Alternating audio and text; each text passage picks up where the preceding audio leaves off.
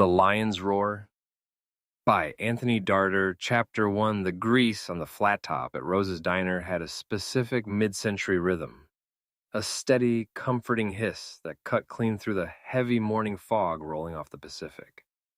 I sat at my usual spot, the corner stool where the vinyl was cracked just enough to give a man's trousers some traction.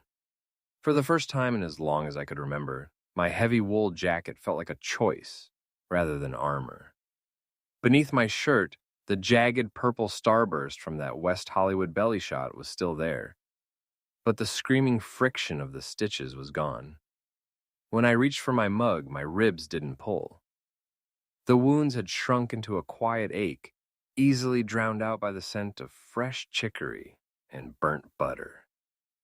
"You're staring, Morgan," Rose said, sliding a fresh plate of scrambled eggs and thick-cut ham across the marble counter. Her hair was pinned back in perfect, neat rolls, unaffected by the steam of the kitchen. "It's unbecoming of a private investigator. People will think you're looking for a handout." "I'm analyzing the asset," I grunted, my voice a low, gravelly rumble that hadn't entirely washed away the night's tobacco. I took a sip of the coffee. It was piping hot, infinite, and exactly how I liked it. And right now, the asset is looking entirely too comfortable with a known criminal. Down at the base of the stool, a sudden, heavy weight hit my shin. Hammett, the cross-eyed alley cat who usually treated the entire human race like a personal insult, was currently leaning his entire mangy body against Rose's saddle shoes, purring with the force of a faulty radiator. "See that?" I gestured down with my fork. "Grand larceny. I pick him out of a gutter, feed him salmon for a year, and the minute you drop a piece of cheddar on the floor, he jumps ship. You're stealing my cat, Rose." "He's an independent contractor, Jack," Rose shot back, a brilliant, sharp wit dancing in her eyes as she leaned against the counter. "He recognizes a better management style. Besides, a man who can't keep his own staff loyal has no business tracking down missing starlets." Her eyes drifted subtly to the front window, where a boutique display across the street showcased a cascade of white lace and silk. She smoothed down her apron, her voice dropping into a casual, slightly too innocent register.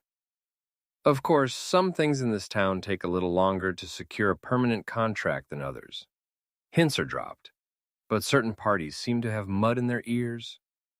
I suddenly found the exact texture of my toast incredibly fascinating. I chewed slowly, the silence stretching between us like a tight wire. I wasn't stupid. I'd seen the bridal magazines tucked under the counter next to the order pads. The thought of a ring didn't terrify me the way it used to, but a guy who spent his life waiting for the double cross needed a minute to realize the sky wasn't falling. Before Rose could press the angle, the diner door jingled, cutting the tension with the force of a brick through a window. Dogface and Handsome walked in, looking like two different eras of the underworld colliding. Dogface was draped in his usual oversized trench, his knuckles scarred from a dozen unglamorous back-alley negotiations. Handsome, as immaculate as ever in a pressed gray suit, was carrying a cardboard box with a peculiar, frantic scratching sound coming from the bottom. "Don't start," Dogface growled, sliding onto the stool next to me and immediately waving a finger at Rose for coffee. "Just don't start with him, Morgan. I've had to listen to this for 3 blocks. Handsome ignored him, carefully setting the box on the counter. Inside, a tiny orange stray kitten with one notched ear looked up, letting out a high-pitched, pathetic mewl. "I'm calling him Duke," Handsome said proudly, adjusting his tie. "Found him behind the Paramount lot. He's got structure, strong jawline. He's a professional."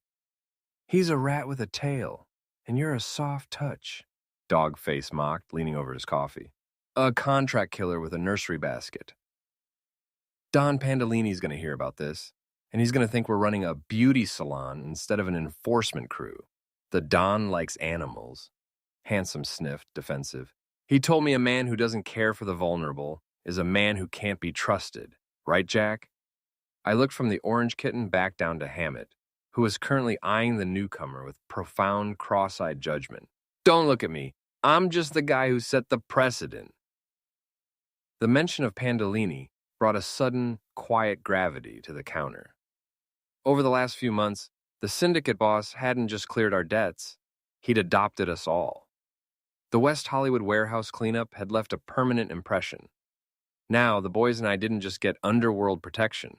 We got unannounced deliveries of imported olive oil, front row seats at the fight nights, and the kind of heavy, unblinking surveillance that felt less like security and more like a doting, terrifying father watching over a nursery. I still didn't know how to feel about a mafia don asking about my health every Tuesday, but in a city where the alternative was a shallow grave in an industrial field, I wasn't about to complain out loud. The jingle of the door went off again, sharper this time.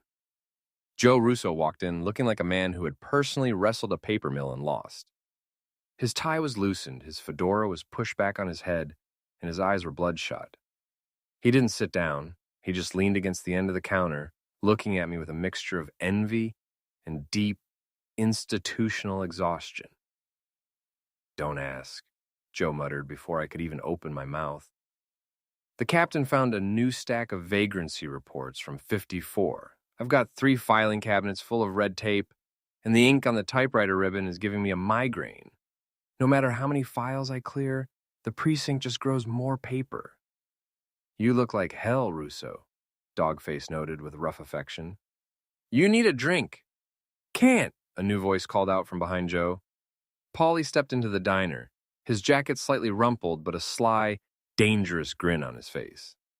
He looked entirely too awake for a guy who had spent the night before hiding out in the back of a jazz joint. "The missus has a radar like a destroyer, boys. If I smell like gin before the noon whistle blows, she's gonna lock me out of the house again." I told her I was out helping Joe clear a backlog. "You're a liar, Paulie," Joe said, not even looking up from his coffee. "But you're a useful liar." The guy in the back booth chose that exact moment to complain about the management. He was a slick-haired fella in a wrinkled seersucker suit, probably a low-level salesman who had drifted in off the boulevard. He pointed a finger down at Hammett, who was still leaning against Rose's shoes. "What are these filthy cats doing in here? This is a restaurant." Before any of the guys could even get out a peep, before Dogface could wrap a scarred hand around the guy's collar, or Joe could flash his badge to shut him up, Rose snapped. She whirled around from the flat top, the spatula in her hand pointing like a bayonet. "It's my restaurant, and if I want a cat in here, I damn sure will," she yelled, her voice cutting through the diner like a siren. "If you don't like it, you can leave." The girl had a backbone made of steel. The salesman took one look at Rose's fiery glare, then glanced over at the rest of our booth, where Dogface, Handsome, and Paulie were all staring at him with the cold, unblinking eyes of men who buried problems for a living.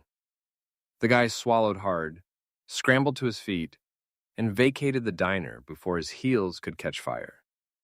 In a room full of these people, it's always best to stay quiet. The second the door slammed shut, the booth erupted. Paulie let out a roaring laugh, slapping his knee. He leaned over the counter, ribbing me with a sharp elbow to the ribs. "You'd better watch out for this one, pal. This dame is dynamite." "She's a menace to the retail trade," Dogface grinned, shaking his head. Even Joe managed a tired, genuine smirk into his coffee cup. I couldn't help but let a small, proud smile tug at the corner of my mouth, looking over at Rose as she casually turned back to her eggs like she hadn't just cleared a room. For a few minutes, the diner was filled with the easy, rhythmic noise of a crew that had survived the worst the city could throw at them. The banter was fast, the coffee was hot, and the threat of the underworld felt a million miles away. I let out a slow, quiet breath, my hand dropping to scratch Hammett behind the ears. Things were against all odds, looking good. Then the phone on the wall behind the counter began to ring. Rose answered it, her sharp demeanor softening into a frown as she listened to the voice on the other end. She didn't say much, just nodded, her eyes drifting across the diner until they locked onto me. "Jack," Rose said softly, holding out the black receiver. "It's for you. He says his name is Mannix, from Metro Goldwyn Mayer." The easy warmth in the diner evaporated instantly. The boys went quiet. Joe's posture straightened, the institutional exhaustion vanishing from his eyes as the cop in him took over. Dogface and Handsome exchanged a quick, knowing look. I stood up, my boots heavy against the linoleum. The faint phantom ache in my belly gave a tiny, sharp twitch, a reminder of the world I thought I had left behind in the mud. I gave Rose a quick kiss on the cheek, then scooped Hammett off the floor. "What about us?" Handsome asked, looking up with a deadpan expression. "Kiss each other, I guess." "I have to go," I said with a shit-eating grin. I took the receiver from Rose, my face hardening back into the mask of the investigator. "Morgan," I said into the mouthpiece. The voice on the other end was frantic, high-pitched, and dripping with the kind of executive panic that money couldn't buy. "Morgan, thank God. This is Eddie Mannix. We've got a situation at the studio, a bad one. 2 bodies in the backlot, and the papers are already sniffing around. If this leaks, the entire slate goes down. I need the best cleaner in the city, and you're the only one who can keep a secret this dirty." I closed my eyes for a fraction of a second, the quiet sanctuary of the diner fading into the distance. "I'm on my way, Eddie." I hung up, rushed out to the office to lock Hammett safely inside with a fresh bowl of food, and walk back down to my DeSoto. It was time to drive to Culver City, straight into the lion's den. The white-walled gates of Metro-Goldwyn-Mayer loomed over Washington Boulevard like the entrance to a pristine painted kingdom. But behind that stucco facade lay 20 acres of manufactured illusions. Eddie Mannix was waiting for me in front of the main executive office building. I had barely got the car into park, the emergency brake clicking into place, before he was ripping the passenger door open and sliding into the bench seat beside me. His expensive tailored suit was rumpled, and his forehead was slick with a sweat that smelled purely of high-stakes panic. "We have 20 acres of backlot here, Jack," Mannix said, his voice a frantic, hushed whisper as he gestured toward the massive sound stages stretching out behind the gates. "That's a lot of places to hide. That's a lot of places to hide bodies. Keep your voice down, Eddie," I said, putting the car back into gear. "Show me." He directed me through the maze of fake New York streets and painted European villages, steering me toward the far, undeveloped edge of the backlot where the studio kept its discarded Western sets and rotting facades. The fog hadn't cleared out here. It hung low to the dirt, smelling of damp timber and stale plaster. Mannix pointed toward a row of artificial sagebrush near an old, weathered barn. I cut the engine, stepped out of the DeSoto, and walked into the brush. The air grew instantly heavy. There were 2 of them. They lay about 10 yards apart, pale and stark against the dark California dirt. Both were completely nude. Even from 5 feet away, the violent purple bruising around their throats and the unmistakable, brutal signs of trauma made the picture sickeningly clear. Both raped. Both strangled. I knelt down in the dirt, my old belly wound giving a faint, empathetic throb as I looked at the ruin left behind by a monster. "Who were they?" I asked, keeping my voice flat, professional, and entirely devoid of the anger burning a hole in my chest. "Just a couple kids sent over from casting," Mannix said, standing a few feet back, refusing to look directly at the dirt. "Background players.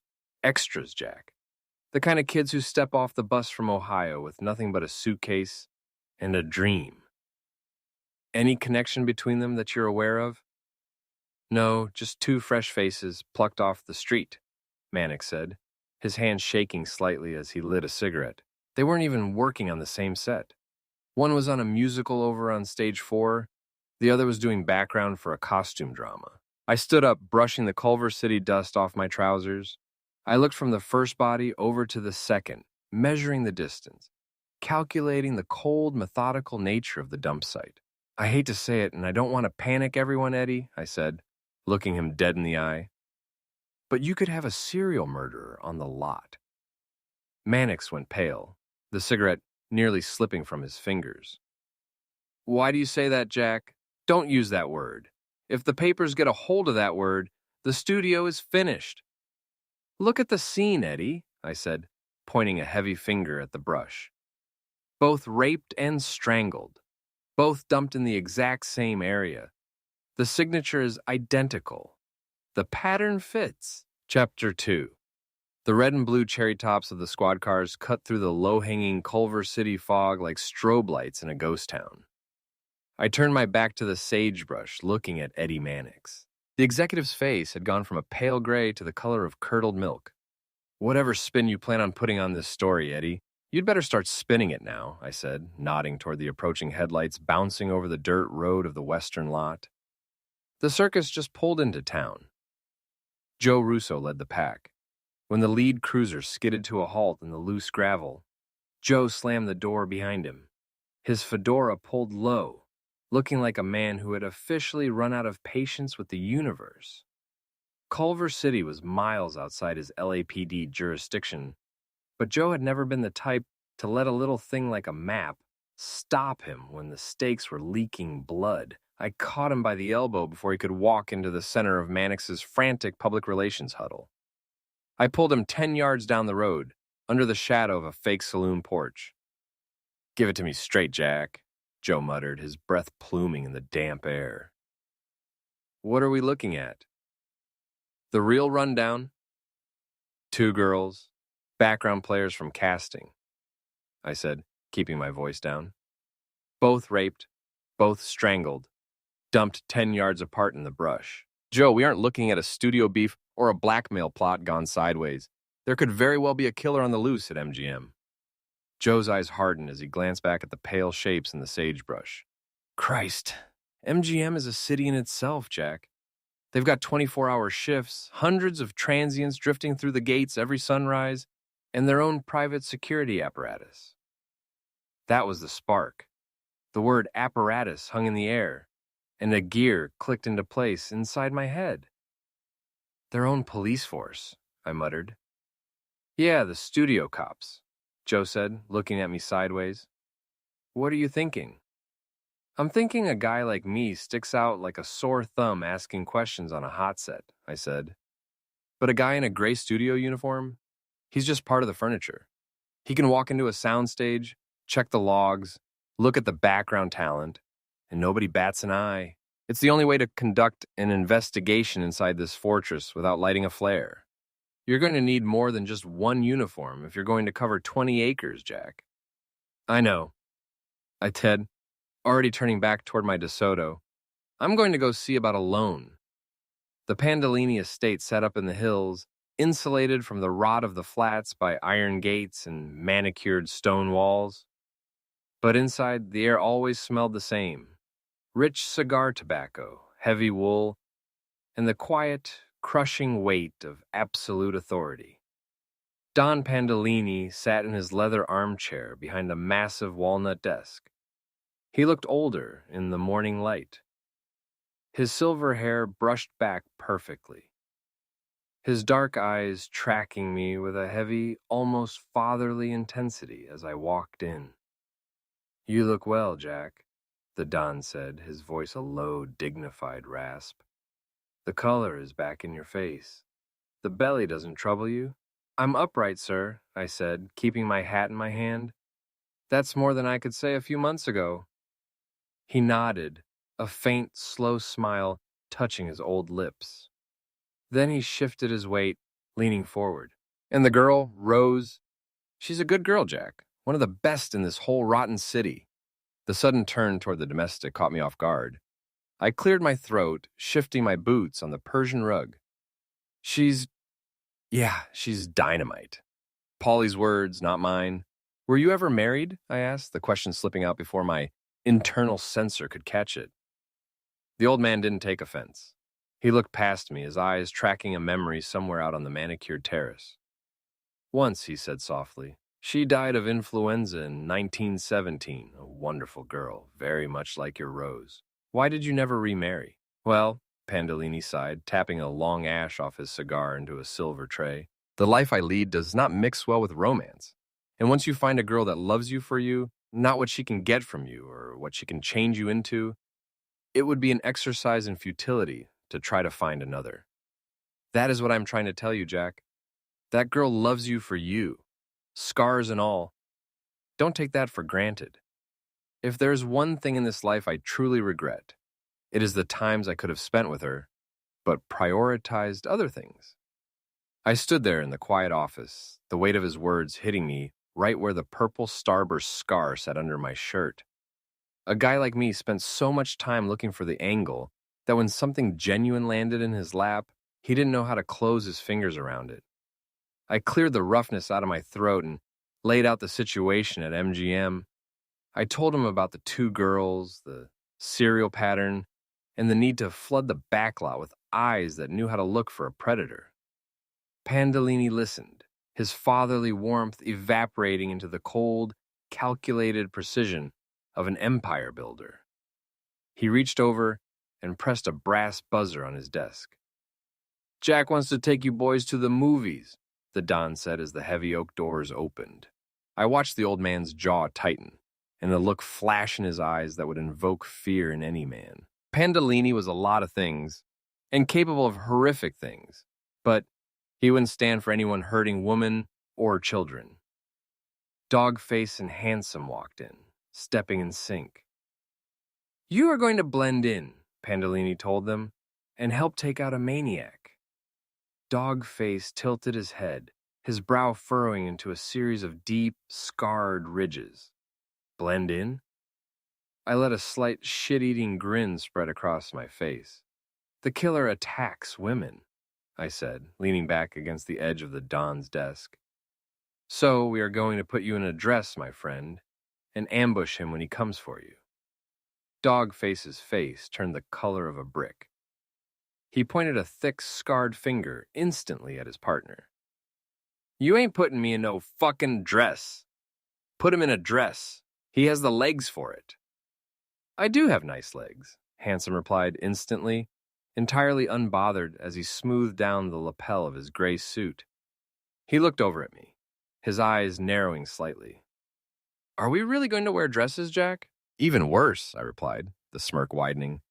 "The uniform of a studio cop." Dogface's mouth twisted into a profound, miserable frown. He looked at the floor, then back at me, his shoulders slumping under his heavy trench coat. "I'd rather wear the dress," he growled. I let out a short, sharp laugh, clapping him on his massive shoulder as I headed for the door. "I'm sure you would, Tinkerbell. Let's go get you measured." The gray wool of the Metro-Goldwyn-Mayer police uniform felt like a betrayal. It was too stiff, smelled entirely too much of industrial starch, and the silver badge pinned over my left lung carried a weight that had nothing to do with gravity. It was our first night on the clock. The sprawling 20 acres of the Culver City Dream Factory had officially gone dark. The directors had packed up their megaphones, the starlets had vanished into the backs of chauffeured town cars, and the thousands of daily transients had spilled out through the white stucco gates, leaving the backlot to the ghosts, the fog, and us. We had total run of the studio, cutting through the shadows in a marked security cruiser. Dogface sat in the passenger seat, looking about as comfortable as a caged gorilla.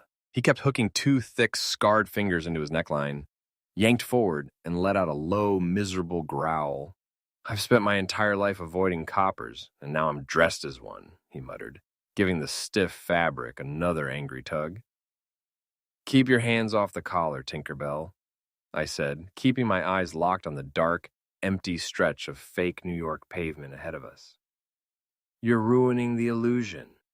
We're looking for any movement that isn't a stray cat or a rolling tumbleweed."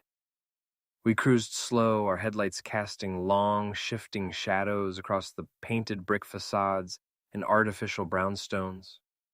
It was a bizarre kind of quiet, the kind where a city looks entirely real until you notice there are no lights behind the windows and the doors don't lead anywhere. We turned a corner, leaving the concrete jungle behind for a row of pristine, manicured suburban lawns that smelled of fresh-cut sod and stale paint.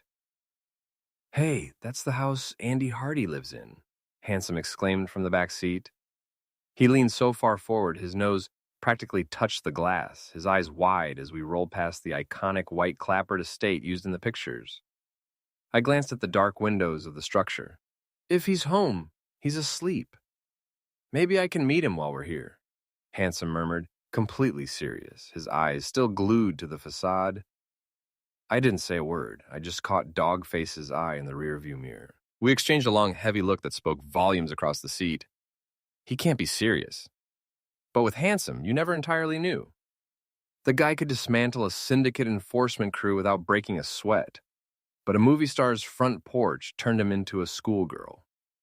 The cruiser rolled back into the darkness of the undeveloped lot, the tires crunching softly against the loose dirt. The silence stretched out, thick and heavy, until Handsome let out a soft, sudden sigh from the rear. "I hope my kitten is okay," he said, his immaculate posture slumping just a fraction.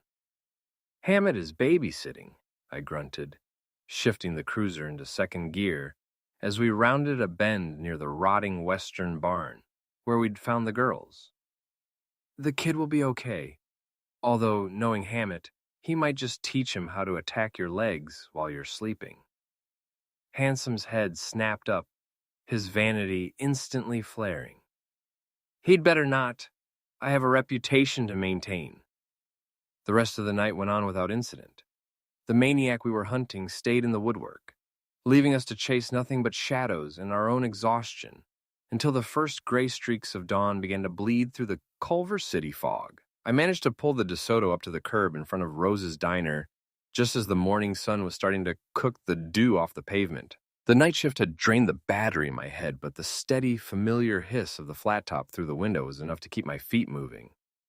I took my corner stool, the cracked vinyl feeling like a solid handshake. Rose didn't even have to ask. She slid a fresh plate of my usual ham and eggs across the marble, alongside a mug of strong coffee that hit my throat like a hot iron. I waited out the tail end of her shift, nursing the black coffee and watching the easy, no-nonsense way she handled the morning rush. When the clock finally turned and the closed sign flipped, we walked back up to the office together. The heavy diner grease and the smell of the flat top always clung to her hair, and after a 12-hour stretch on her feet, the first thing she wanted was the scald of the office shower. I collapsed into the armchair by the desk, my heavy wool jacket tossed over the back, my eyelids tracking downward against my will. The sheer weight of being up all night, coupled with the phantom ache of a healing belly, was dragging me under fast. The click of the bathroom door opening barely registered. Rose stepped out into the office, the steam rolling out behind her in a white cloud. She wasn't wearing her robe. She just had a single white cotton towel wrapped tight around her, her skin still damp and flushed pink from the heat. She walked over, standing directly in front of my chair. I was nodding off, my chin practically buried in my chest when she gave a playful, wicked little smile and loosened the top of the towel, opening it just enough to give me a private, devastating view. "See anything you like?" she asked, her voice dripping with a soft, teasing heat. I forced my eyes wide open, the exhaustion momentarily clearing out of my skull like smoke. A slow, appreciative grin tugged at my mouth as I looked her up and down. "I like it all, doll," I mumbled, my voice rough. I reached out, my heavy hand catching her by the hip, but the spirit was willing, and the flesh was completely spent. The sheer gravity of 24 hours without sleep pulled us both toward the bedroom. The love-making would have to wait. We tumbled onto the mattress together, the sheets cool against the morning heat. We both fell asleep the exact second our heads hit the pillow, sinking into the kind of deep, comfortable, unbothered sleep that a guy like me used to think was just a myth reserved for honest citizens. By her side, the rot of the city, the dead girls in the sagebrush, and the looming shadow of the studio gates simply vanished. It wasn't a perfectly peaceful arrangement, of course. Somewhere around mid-morning, Hammett climbed up the quilt and curled himself into a tight, cross-eyed ball of fur right between our ribs. But with Rose's breathing steady against my shoulder, it was the closest thing to heaven I was ever going to get. Chapter 3. The gray uniform looked different on Polly. While Dogface wore it like a straitjacket and Handsome treated it like a bad costume, Paulie filled out the wool with the easy practice posture of a man who had spent half his youth under a drill sergeant's thumb. He adjusted his utility belt as we stepped out toward the parked cruiser under the dimmed lights of the MGM garage. "I have to admit, Jack, it's nice to be back in uniform," Paulie said, checking the snap on his holster. "The wife is just happy I got a real job, as she puts it. Thinks turning wrenches is just a hobby. I told her that hobby puts a roof over her head. I turned the key in the ignition, the engine coughing to life with a low, throaty rumble. You did tell her this is just temporary, didn't you? Polly let out a short, cynical bark of a laugh. Hell no! The less she knows, the better. I dropped the cruiser into gear and rolled us out into the dark. Paulie could say what he wants about Veronica, but I knew he was no picnic to live with either. I've lived with the guy. He's the absolute best man to have in your corner when the chips are down. But spending 24 hours a day under the same roof? Friendly fire definitely came to mind from time to time. The studio was quieter than the night before, a thick, suffocating blanket of midnight fog rolling off the hills and settling deep into the dips of the undeveloped lot. Dogface and Handsome were bringing up the rear in a second car, tracking a parallel route down the fake brownstone streets, leaving Polly and me to patrol the jagged edge where the studio's manicured sets dissolved into wild brush. We were crawling past the dense, overgrown weeds near the perimeter fence when a sharp, unnatural break in the tall grass caught my eye. A shadow shifted. Not the slow, swaying dance of a branch in the wind, but a frantic, desperate thrashing. Movement, I snapped. I slammed the cruiser into park, the tires skidding hard on the gravel. Before the dust could even settle, Polly and I were out of the doors, running full tilt into the dark, tangled weeds. The beam of my flashlight sliced through the fog, and the world went instantly cold. She was lying in a flattened patch of high grass. A young girl, barely out of her teens, soaked in her own gore. Her body had been stripped bare, left pale and broken against the dark earth. Fresh, jagged stab wounds and deep, angry cuts marred her skin, glistening wetly under the harsh white light of the torch. She was still alive, but barely. Jesus, Mary. And Joseph, Polly whispered, dropping to his knees beside me. I threw my flashlight to the side and slid my arms under her shoulders, lifting her upper body off the freezing dirt. I held her tight against my chest, trying to stem the warmth leaking out of her, trying with everything left in my miserable soul to let her know she wasn't alone in the dark, that she wouldn't die in the weeds. Hey, look at me, kid, I muttered, my voice cracking as I pressed my hand over a deep tear in her shoulder. Stay with me. We're going to get the bastard who did this to you. I swear it to you. Just hold on. Her chest heaved, a terrible wet rattling sound tearing from her throat. Her eyes, wide and glassy with shock, rolled up toward mine. Her lips parted, choking on her own blood as she desperately tried to force air past her teeth. She struggled, her fingers clutching weakly at the stiff gray wool of my sleeve, trying to shape a sound. It almost sounded like a name. A soft, breathless syllable that barely carried over the rustle of the grass. But before the name could clear her lips, the light in her eyes simply went out. Her fingers loosened against my arm, slipping away, and her head fell heavy against my shoulder. She was gone. The night air seemed to drop another 10 degrees. Behind us, the soft crunch of gravel signaled Dogface and Handsome arriving, their flashlights casting long, silent shadows over the scene. Nobody spoke. The four of us just stood there in the absolute crushing silence of the backlot, the fake Hollywood facades looming in the distance like indifferent tombstones. I sat there in the dirt, holding the nameless extra, fighting back a sudden, violent surge of tears. The iron and copper smell of the blood brought it all back. Vivid, terrifying flashes of the war. Young boys, 18 and 19 years old, doing exactly what they were instructed to do, left tangled in the mud of some forgotten European field, crying out for their mothers in the dark, just wanting to go home.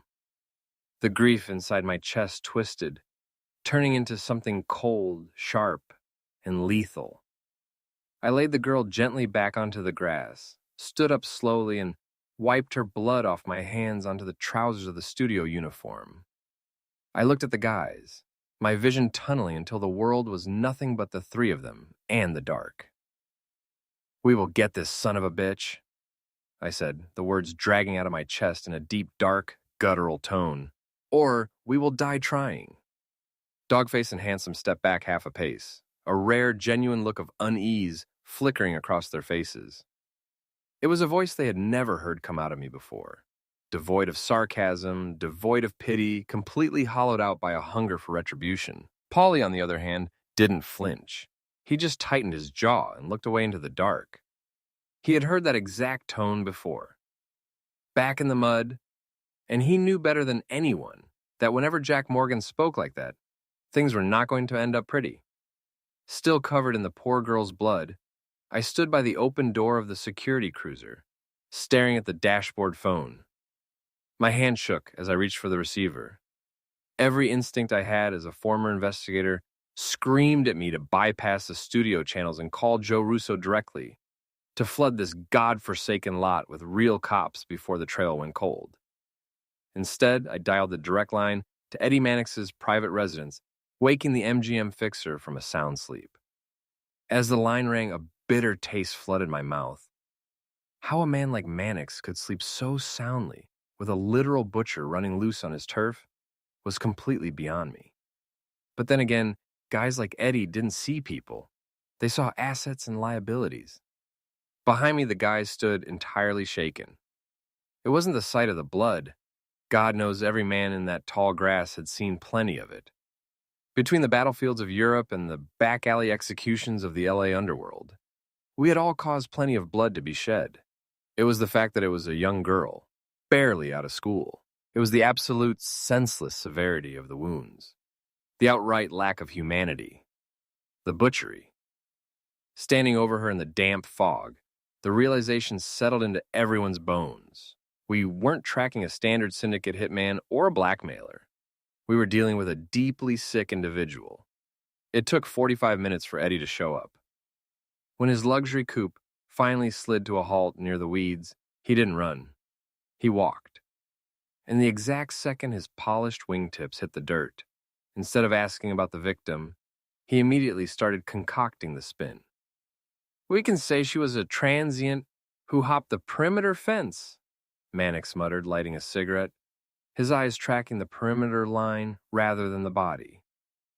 "Keep the sound stages out of the press.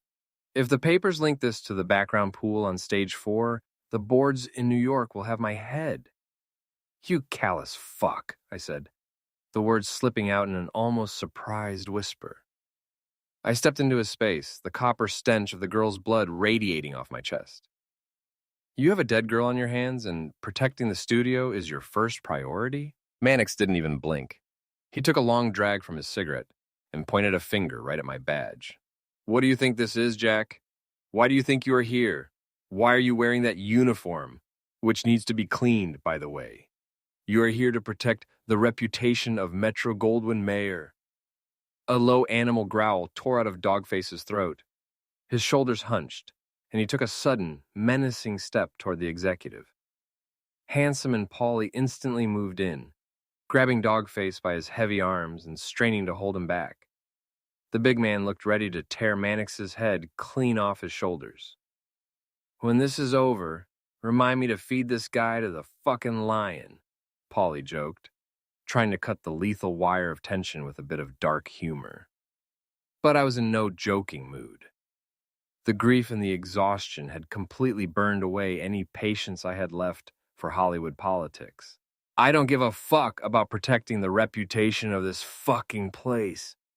I'm here because you called me," I fired back, my voice vibrating with a rage that made Mannix finally take half a step back. "I'll take my guys, pack up our gear, and go home right now, leaving you to deal with this shit all by your lonesome."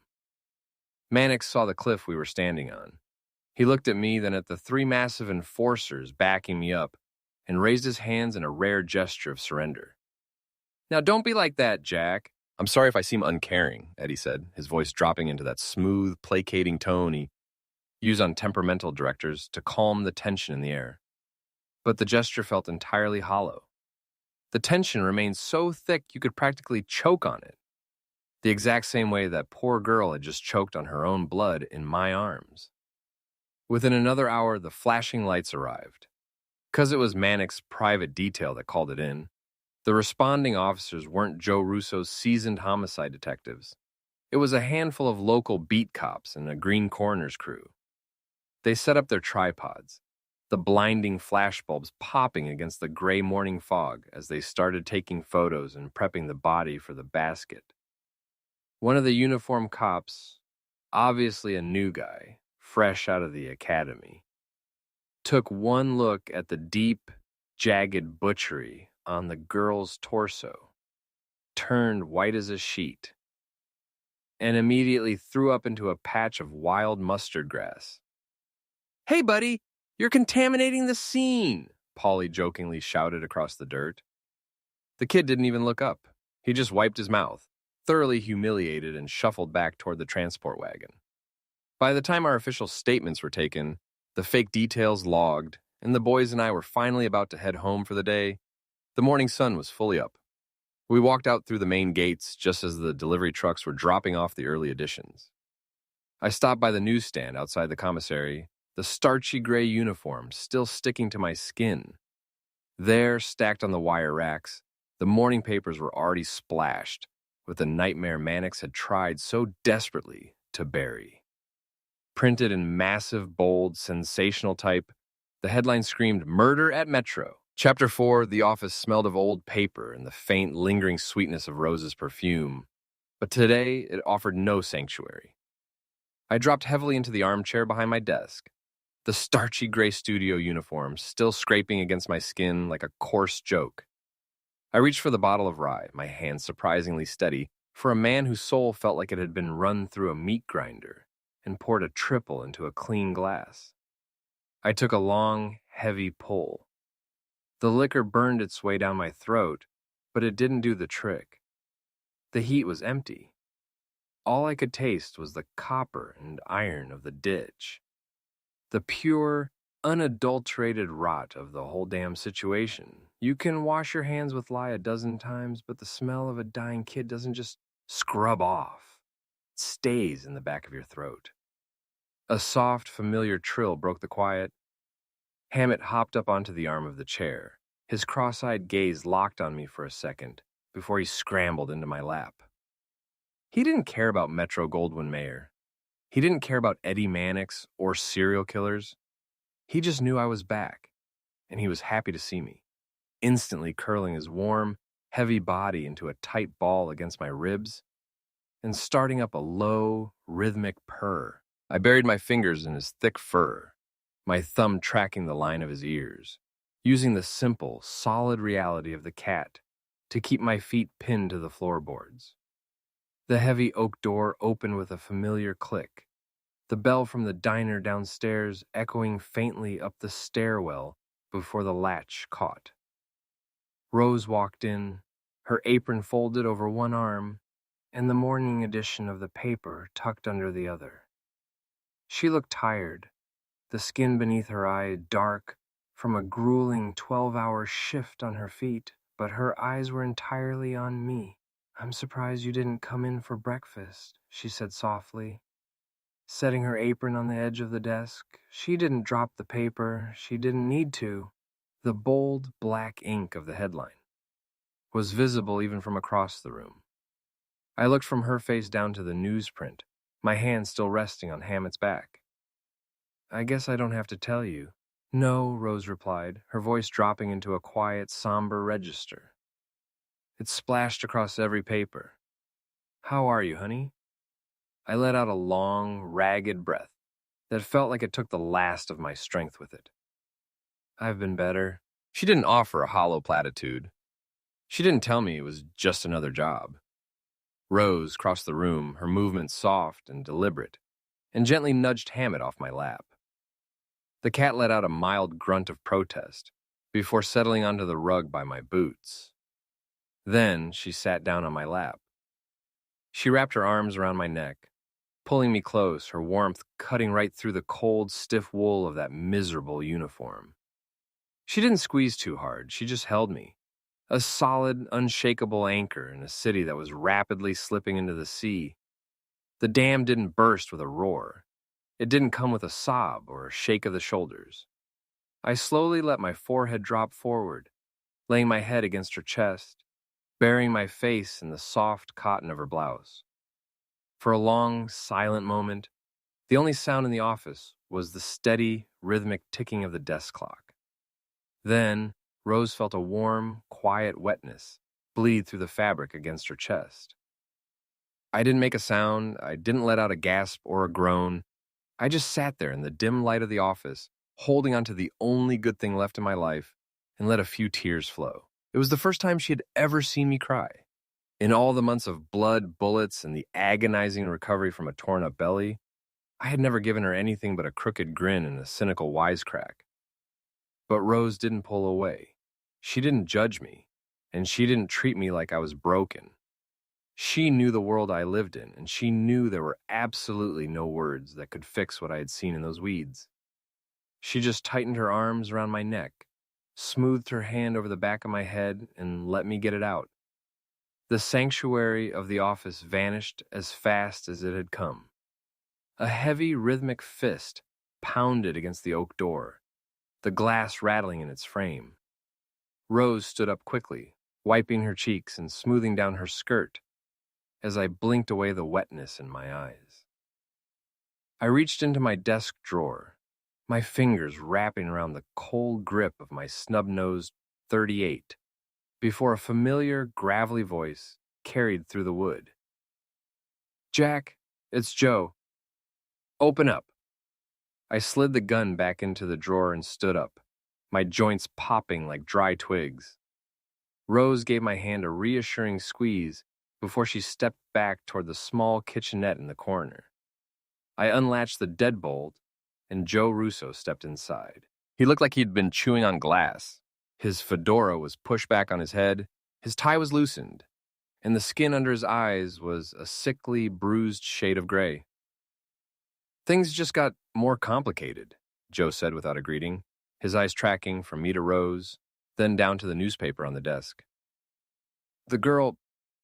The extra we found in the weeds, her name is Julia Cofield." The name didn't register right away, but the surname hit like a punch to the gut. "Cofield," Joe continued, pulling a notepad from his breast pocket, "as in Adam Cofield, State Representative Adam Cofield. This isn't some nameless transient from the Hoovervilles, Jack. This isn't something Mannix can spin or bury under a coat of Hollywood paint anymore. Cofield has the kind of political pull that can move mountains. He's already calling in the state police, and every available local man from here to Sacramento is being mobilized." I didn't yell. I didn't smash my fist against the desk. I just let out a long, slow, exhausted sikkan, the last bit of air leaving my lungs as I uttered a single word.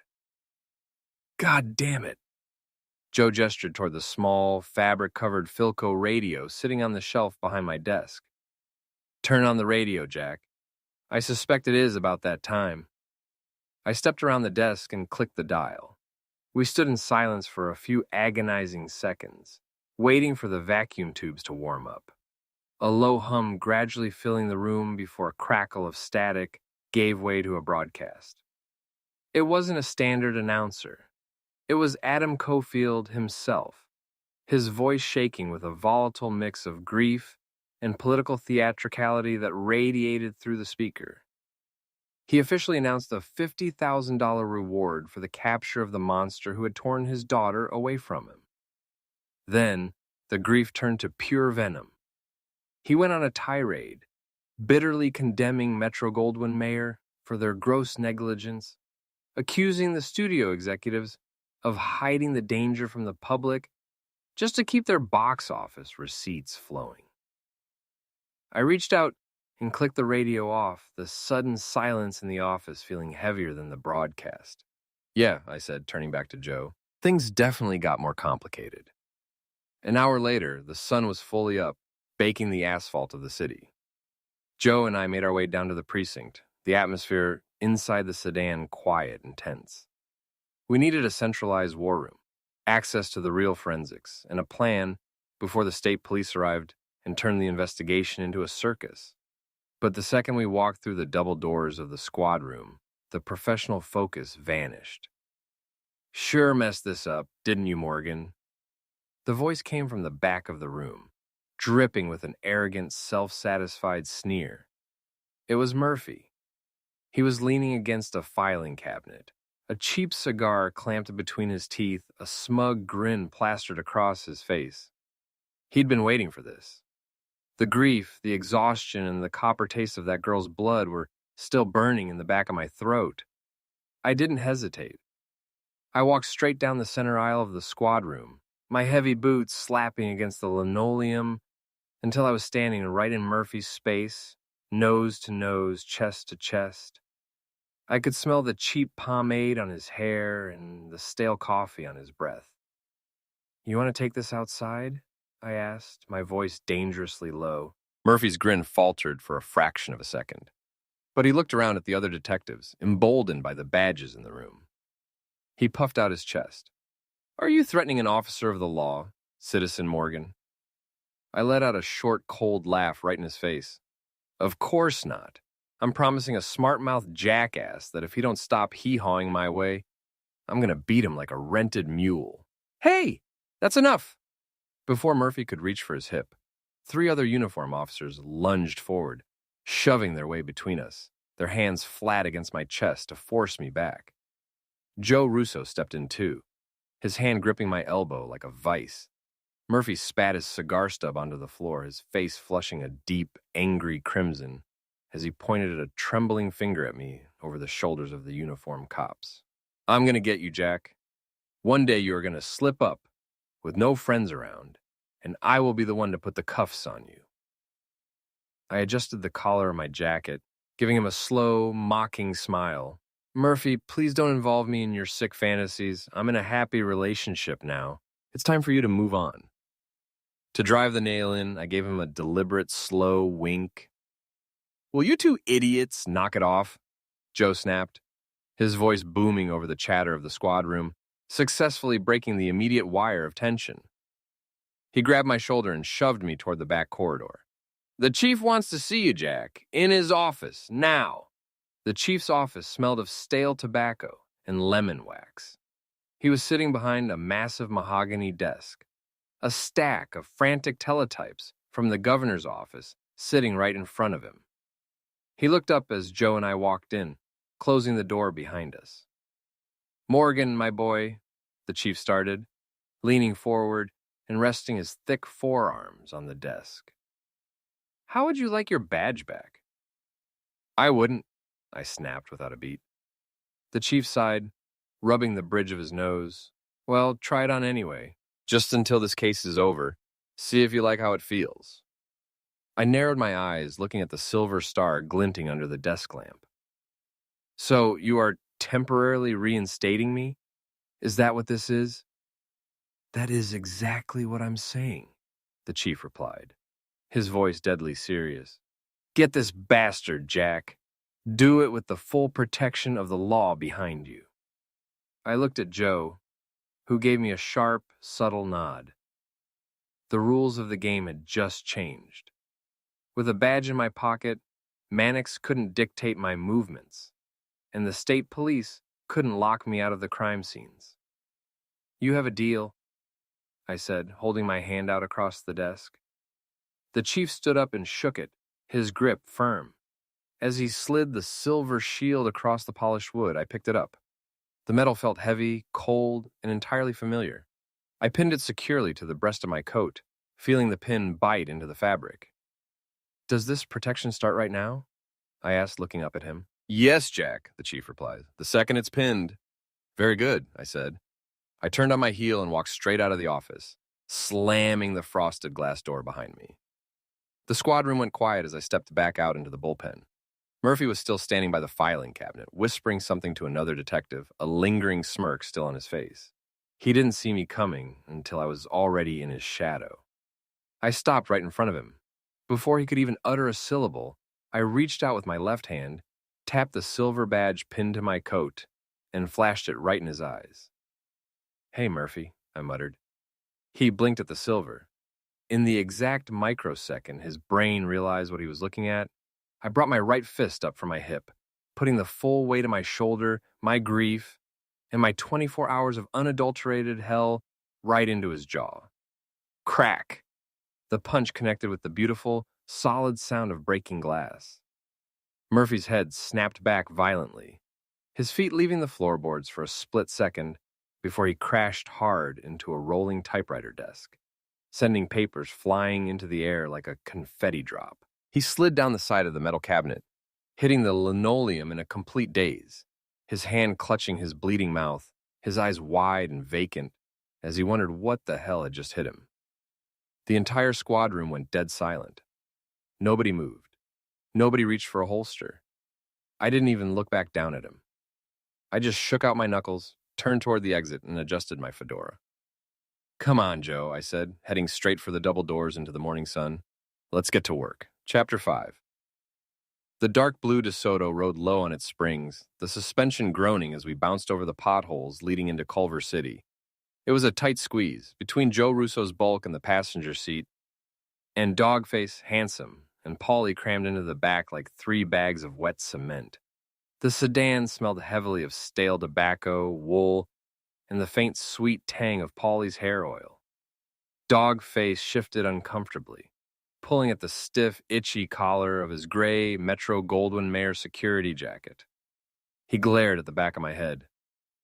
"Why do we still have to wear this damn uniform, and you don't?" he grumbled, rubbing a red mark on his neck. I glanced at him through the rearview mirror, a small, grim smile cutting through my exhaustion.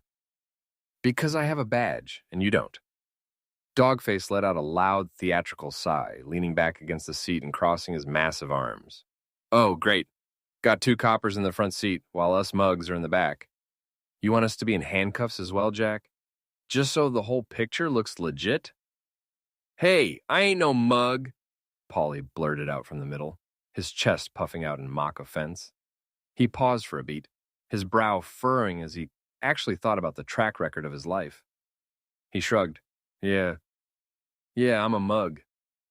The whole car broke into a loud, roaring laugh, the sudden burst of humor cutting through the thick, anxious dread that had been sitting on our shoulders since the morning papers hit the stands. Only Handsome stayed quiet. He just stared out the passenger window, watching the palm trees and telephone poles blur past, his mind clearly back at the house. "That cat of yours is teaching my boy bad manners," Handsome muttered, his voice dripping with tragic disappointment. "Duke threw up right on my freshly polished shoe this morning, the exact second I put it on." I adjusted my grip on the steering wheel, watching my own tired eyes in the mirror. "He'll teach him to shit in it next." The massive iron-reinforced front gates of Metro-Goldwyn-Mayer loomed ahead, cutting off the reality of the city from the fantasy of the backlot. The guard at the kiosk took one look at the sedan, recognized the faces inside, and hit the lever without a word. The gate swung open, and I gunned the engine, weaving the DeSoto through the narrow streets between the massive windowless sound stages. The atmosphere on the lot had completely inverted since yesterday. The usual bustling energy of directors, starlets, and stagehands was gone, replaced by a nervous, hushed paranoia. People were huddled in small groups on the corners, whispering, their eyes darting to the morning headlines splashed across the news racks. I parked the car right in front of the executive building, cutting the engine. "Keep your eyes open, boys," I muttered, opening the door. We marched up the steps and straight into Eddie Mannix's office. The inner sanctum of the studio fixer was usually a place of quiet, calculated control. But today, it looked like a war room. Phones were ringing off their hooks in the outer lobby, and 2 secretaries were frantically typing up press releases. Eddie was standing behind his desk, his sleeves rolled up, a dead cigar clamped hard between his teeth as he reviewed a stack of telegrams.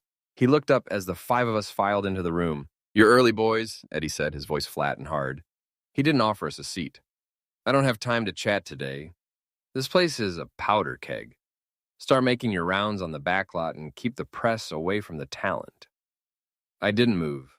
I just leaned against the edge of his mahogany desk, tilting my hip just enough so the morning sun streaming through the window caught the polished metal pinned to my coat.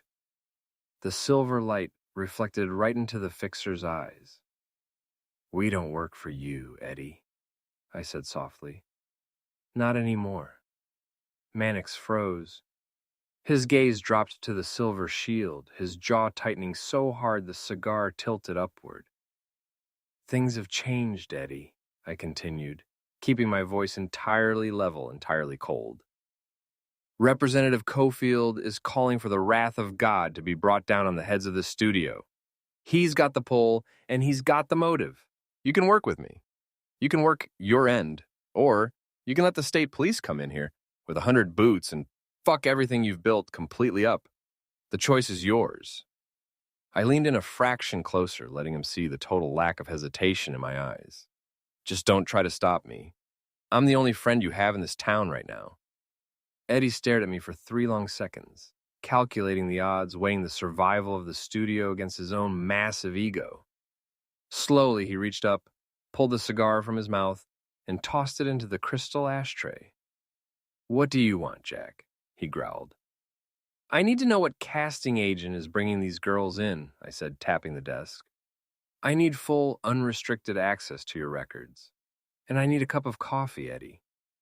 The cool, calculated tension of Eddie Mannix's office vanished the exact second our boots cleared the threshold of the administration building. We stepped outside right into a wall of absolute chaos, punctuated by the sharp, terrifying crack of high-powered rifle fire echoing off the concrete soundstages. Bang! Bang! Bang! People were screaming, throwing themselves onto the asphalt and scrambling behind equipment trucks for cover. I drew my heater by instinct, my eyes scanning the high ridges of the studio structures. The shooter wasn't aiming for the crowd. The bullets were chewing up the dirt and slamming into the ground, kicking up small geysers of gravel. He wasn't trying to build a body count. Not yet. He was playing with us. He wanted to see the ants run. The mid-morning sun was hanging low in the sky, positioned directly behind the source of the gunfire, blinding us with a harsh golden glare that made it impossible to pin down which building the shots were coming from. "I can't see a damn thing," Paulie yelled, crouching low behind the fender of my DeSoto. Then, we got a break. A thick, dark bank of Culver City fog drifted across the sun, masking the glare just long enough for one of the Army's absolute best wartime spotters to do what he did best. Joe Russo squinted, his eyes tracking the trajectory of the sound, locking onto a silhouette against the gray sky. "There," Joe barked, pointing a thick finger toward a massive, windowless structure at the edge of the lot. "Stage 3, top of the western ledge." I turned on my heel, grabbing Eddie Mannix by the lapels of his expensive suit. "How do we access the roof of that building?" Mannix looked white as a sheet, the cigar long gone from his mouth. "There's a set of iron maintenance stairs on the east facade that leads straight to the roof, but you'll have to hurry." "Let's move," I shouted.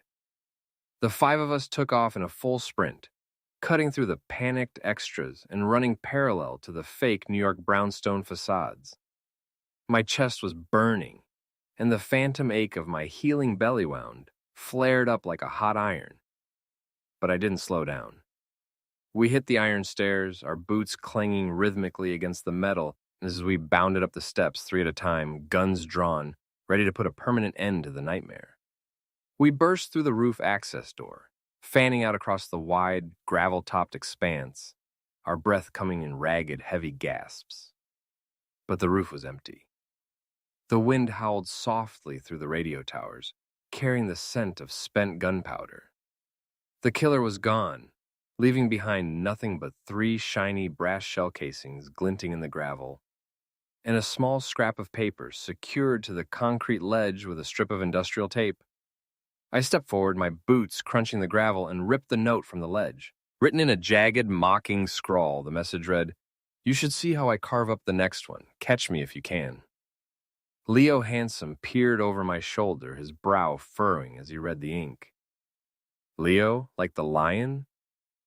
"That's what the note says," Dogface replied, shaking his head and holstering his piece. Then he stopped, looking sideways at Handsome. "But I'm going to stop you right there." No, it wasn't a literal fucking lion up here taking sniper shots at us. I didn't think it was. I'm not stupid, Handsome replied instantly, his vanity taking a hit. He crossed his arms and looked down at his shoes, sounding exactly like a sad schoolboy who had just been grounded before prom night. The iron door banged open again, and a panting Eddie Mannix met us at the top of the stairs, clutching his chest. I handed him the scrap of paper. He read it, his face twisting into a mask of pure corporate agony before he slammed his fist against the concrete wall. "This is all I fucking need," Mannix shouted, the veins in his neck bulging. He paused, taking a ragged breath, and looked at me with a heavy dose of venomous sarcasm. "Well, what should we do now, officer?" I looked down at the spent brass at my feet, then back at the studio fixer, my voice dropping into a register that was entirely devoid of mercy. "Shut it down," I said coldly. "This entire lot is a crime scene." "Shut it down!" Mannix bellowed, his face turning a shade of crimson so deep we were genuinely afraid his big head might pop right off his shoulders. "Shut the entire studio down? It can't be done. Millions of dollars are riding on these productions, Jack. You can't do that." "I'm not arguing with you, Eddie," I muttered, pushing past him toward the stairs. "We need to talk to Mr. Mayor." The executive suite of Louis B. Mayer, the absolute monarch of Metro-Goldwyn-Mayer, was less of an office and more of a cathedral built to worship absolute authority. It was a long, intimidating room, heavily carpeted, with towering windows that overlooked the kingdom. At the far end sat Mayer himself, a small but formidable man, perched behind a massive, rounded, stark white desk that looked like a crescent moon. He didn't look up immediately as we filed in. He let the silence stretch, establishing the hierarchy before he finally raised his sharp, assessing gaze. "Who are your friends, Eddie?" Mayer asked, his voice a quiet, dignified purr that carried clearly across the vast room. "Detective Jack Morgan, Officer Joe Russo, and their boys," Mannix explained, his usual bravado completely withered in the presence of the studio chief. Joe and I stepped up to the white desk, laying out the situation without any of the typical Hollywood gloss. We told him about the second body in the weeds, the identity of Julia Cofield, the sniper fire on the backlot, and the note left by a maniac signing his name as Leo. "You will have to shut the lot down, Mr. Mayor," I explained, leaning over the white wood, "for the safety of your people, and so we can sweep this fortress without interference." Mayer stared at me, his fingers laced together over his desk. He didn't yell like Mannix. He just calculated the cost of doing business against the cost of a political execution by the state legislature. 2 days, Mayer said finally, his tone leaving absolutely no room for negotiation, and I will shut down production and close the studio gates for exactly 48 hours. So you boys had better get to work. Because after 2 days, the cameras roll, and it is business as usual here at Metro. 2 fucking days? Joe spat as we reached the driveway outside the administration building, the heavy doors slamming shut behind us. 48 hours to find a ghost on a 20-acre lot? It's impossible, Jack. The good thing about that is the killer doesn't know the place is officially shut down yet, I replied, adjusting my fedora as the gray fog rolled back over the sun. The grief inside me had hardened into a cold, clinical focus. He thinks he's still playing a game with an audience. I want men patrolling every inch of this dirt. I want men on the rooftops with rifles. I want this sick bastard found before the clock runs out. Joe paused, his hand resting on the door handle of the DeSoto. He looked at me, his eyes dead serious. "Do we try to take him in alive, Jack?" I looked back towards stage 3, thinking of the bleeding girl who had died in my arms just a few hours ago, choking on her own life, while this monster laughed in the shadows. I didn't blink. "What do you think?" I coldly replied. Chapter 6. The drive back from the studio lot to the precinct was a quiet, heavy affair. The adrenaline from the sniper fire had faded, leaving behind the stark, cold reality of Louis B. Mayer's 48-hour ultimatum. As the DeSoto idled at a red light a few blocks from the station, Dogface leaned forward from the back seat, his massive hand gripping the headrest. "Drop us off at the corner, Jack," Dogface grumbled, gesturing toward Handsome. "We're gonna go see the boss. We don't need to be hanging around the bullpen in these monkey suits, especially if some smart guy detective decides to run our names through the wire." "Move," I muttered, shifting the car into gear as the light turned to green. Don Pandolini's muscle didn't belong in a police station, badge or no badge. "We'll split the lot into shifts. It's the only way we cover 20 acres without dropping from exhaustion." Joe Russo nodded from the passenger seat, his thick fingers tapping a rhythm on his knee. "I'll take the first watch. Keep the perimeter locked down while the sun is still up." He let out a low, gravelly chuckle. "Maybe I'll take Murphy with me." "That would probably be best," I joked, pulling the DeSoto up to the curb outside the precinct. "Keep him where you can see him before he tries to chew through his own handcuffs, the rat fuck." Inside, the squad room was buzzing like a disturbed hornet's nest. Teletypes were clacking frantically, and the air was thick with the blue haze of cheap cigarettes and panic. Joe and I walked toward the supply cage to requisition rifles, extra ammunition, and whatever manpower we could scrap together before the state police officially cut our legs out from under us. As I was locking a fresh box of 30-06 shells into a canvas bag, a shadow fell over the table. I looked up. Standing there was a rookie officer, his uniform so crisp it looked like it had never been sat in. He was holding a standard-issue shotgun, his knuckles white around the pump. "Detective Morgan," the kid said, his voice trying hard to find a steady, authoritative register. "I want to go with you to the studio. I want in on the detail." I leaned back against the gun rack, looking him up and down. "Kid, you just got off the tit. You still have milk on your whiskers. You sure you're ready for what's waiting out on that lot?" The boy didn't flinch. He squared his shoulders, his jaw tightening.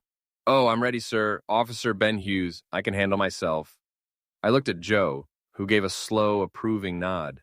The kid had grit, even if he didn't have the mileage yet. "All right, Hughes," I said, slinging the ammo bag over my shoulder. "Report to me for the nighttime sweep. Don't shoot at anything unless it tries to eat you." Joe clapped a heavy hand on my arm, shoving me toward the exit. "Jack, go home and get some rest. You and the mugs have the night shift. Go." I didn't argue. I took the keys to the sedan and walked out into the baking Los Angeles afternoon. As I pulled away from the curb, I reached over and twisted the radio dial, hoping for a ballgame to drown out the noise in my head. Instead, a news flash cut through the static. The announcer's voice was breathless, practically vibrating through the speaker. Representative Adam Cofield had just raised the bounty. $75,000 for the head of the monster who killed his daughter. The broadcast didn't stop there. It turned into a savage public lashing, loaded with bitter accusations that the local police department was dragging its feet, incompetent, and hiding behind studio politics while a killer roamed free. I slammed my palm against the dial, cutting the voice off into a sharp click of silence. "Give me a fucking break," I growled into the empty car. 75 grand. Every amateur bounty hunter, desperate vagrant, and corrupt cop in the state was about to descend on Culver City with a loaded gun. The quiet of the apartment was almost deafening when I finally unlocked the door. I stepped inside, the heavy oak door clicking shut behind me, and immediately caught Rose by surprise. She was sitting comfortably on the sofa, bathed in the soft, warm light of the window. A glossy bridal magazine was resting in her lap. When the latch caught, she jumped slightly, her hand flying to her chest before she realized it was me. I didn't say anything right away. I just walked over, the exhaustion heavy in my boots, and sat down on the cushion beside her.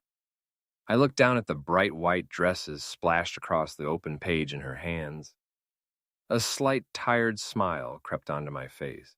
"You really want to get married, don't you?" I asked softly. Rose looked down at the page, her fingers tracing the edge of the paper, before she raised her eyes to mine. "Yes, eventually I would." Right on cue, Hammett stretched his front paws out from the top of the sofa cushions, letting out a massive cross-eyed yawn before shuffling down to wedge his warm body between my hip and the armrest. Rose watched the cat for a second, then turned her full attention back to me, her expression turning serious, searching. "What are you afraid of, Jack?" "Happiness?" The question hung in the air, heavy and sharp. I looked away, my hand instinctively dropping to smooth down Hammett's fur. "No," I replied, my voice dropping into a quiet, raspy whisper. "What worries me is the day you get a knock at that door. The day some uniform has to stand there with his hat in his hand to tell you that some back-alley lowlife has finally rubbed me out. Or worse, Rose, what worries me is the day someone gets the bright idea to use you to get to me." I turned back to her, letting her see the raw, unvarnished fear I kept buried beneath the cynicism and the scars. "I love you. I want to keep you safe. You and this damn cat. You're the only good things I have left in this world." Rose didn't hesitate. She set the magazine on the coffee table, reached out, and took my calloused hand in both of hers. She squeezed tight, looking me dead in the eyes with a fierce, unshakable intensity. "I'm a big girl, Jack," she said, her voice dropping into a calming, steady rhythm that instantly quieted the noise in my chest. "I've known the risks from the exact moment you walked into the door of that diner, looking like the world had beat you down to the pulp. I'm fully aware of the dangers that come with a man like you, but I will risk it all for you." She leaned in closer, her thumb rubbing circles over my knuckles. "You are not as broken as you believe you are, Jack Morgan. You are a wonderful man. You are worthy of love." As I sat there in the quiet apartment, looking at the fierce loyalty in her eyes, Don Pandolini's words from the estate echoed back to me. The old man was right. She was a good girl, the best of the earth. And as the sun began to dip below the horizon, signaling the start of the night shift, I knew I would burn the entire city to the ground before I let the rot of this world touch her. The night shift brought a thick, choking fog off the Pacific, swallowing the sound stages of Metro-Goldwyn-Mayer in a wall of gray velvet. The studio was a ghost town, the eerie silence broken only by the distant, rhythmic clanking of a loose halyard against a flagpole. We moved on foot, our flashlights cutting weak, yellow cones through the mist. "Hughes, stick with me," I commanded, my hand resting on the butt of my service weapon. "Yes, sir," the boy squeaked. I glanced back at him, his face illuminated by the ambient glow of the studio's safety lights. "Oh, great, puberty hasn't even set in yet." Polly and the Mugs followed close behind us, their heavy boots crunching softly on the gravel. We were heading toward the western edge of the lot, checking the perimeter near the ravine, the dumping ground where Julia Cofield had been found. But when we reached the site, nobody was ready for what our flashlight beams unraveled from the dark. It wasn't just a body, it was a butcher shop. Scattered across the damp earth were severed feet, hands, legs, arms, torsos, and heads. My stomach did a violent flip as I counted the repeating limbs. There were enough parts out here for at least 3 different people. The killer had meticulously burned off every identifying mark, mole, and fingerprint with acid. The teeth had been brutally crushed out with a hammer, leaving nothing but bloody craters in the jaws to thwart dental identification. But the worst part, the thing that made my blood turn to pure ice, was the eyes. The eyelids had been glued wide open, frozen in a perpetual glassy stare, forcing you to see the absolute terror they had felt in their final moments on Earth. Hughes looked a pale, sickly shade of green under the fog lights. "First time, kid?" I asked, my voice flat, trying to keep him anchored. How the hell do you train for this?" he whispered, his chest heaving as he choked back a violent surge of vomit. "You don't," I muttered, kneeling down to look closer at a severed arm. Crack! A high-powered rifle shot shattered the midnight quiet, echoing violently off the concrete walls of Stage 4. Paulie gasped, a sharp, ragged sound, and stumbled backward.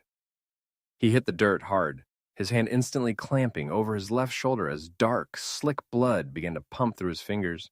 Get down, I yelled, throwing myself into the mud and scrambling over to my friend. Shots started hitting the ground all around us, kicking up geysers of dirt and splintering the nearby wooden equipment crates. The body parts weren't just a display. They were an ambush, a trap to bait us into the open. You're gonna be okay, soldier, I growled, pulling Polly behind the heavy iron wheel of a studio generator truck. We're gonna get you out of here, just hold on. Boom! A deafening roar split the night as Hughes rack-slid his weapon, firing blindly into the upper catwalks of the adjacent building. Use your pistol! You're not gonna hit him from here with a fucking shotgun, I yelled over the din, the gunfire drawing the shooter's attention right to the kid's muzzle flash. With these slugs, I'm gonna blow his teeth out his asshole, the boy roared back, rack-sliding another heavy shell into the chamber and letting fly. The kid had grit.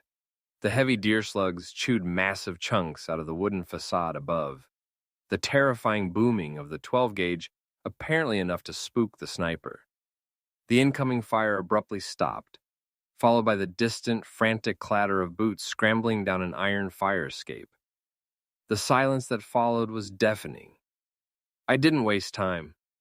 I called over one of the uniform officers who had accompanied our detail from the precinct. Get Paulie to the hospital, now. Drive like hell. I'm fine, Jack. Go get the bastard, Paulie wheezed, his face white, but his grip on my sleeve was firm. I patted his good shoulder and then turned to the rookie.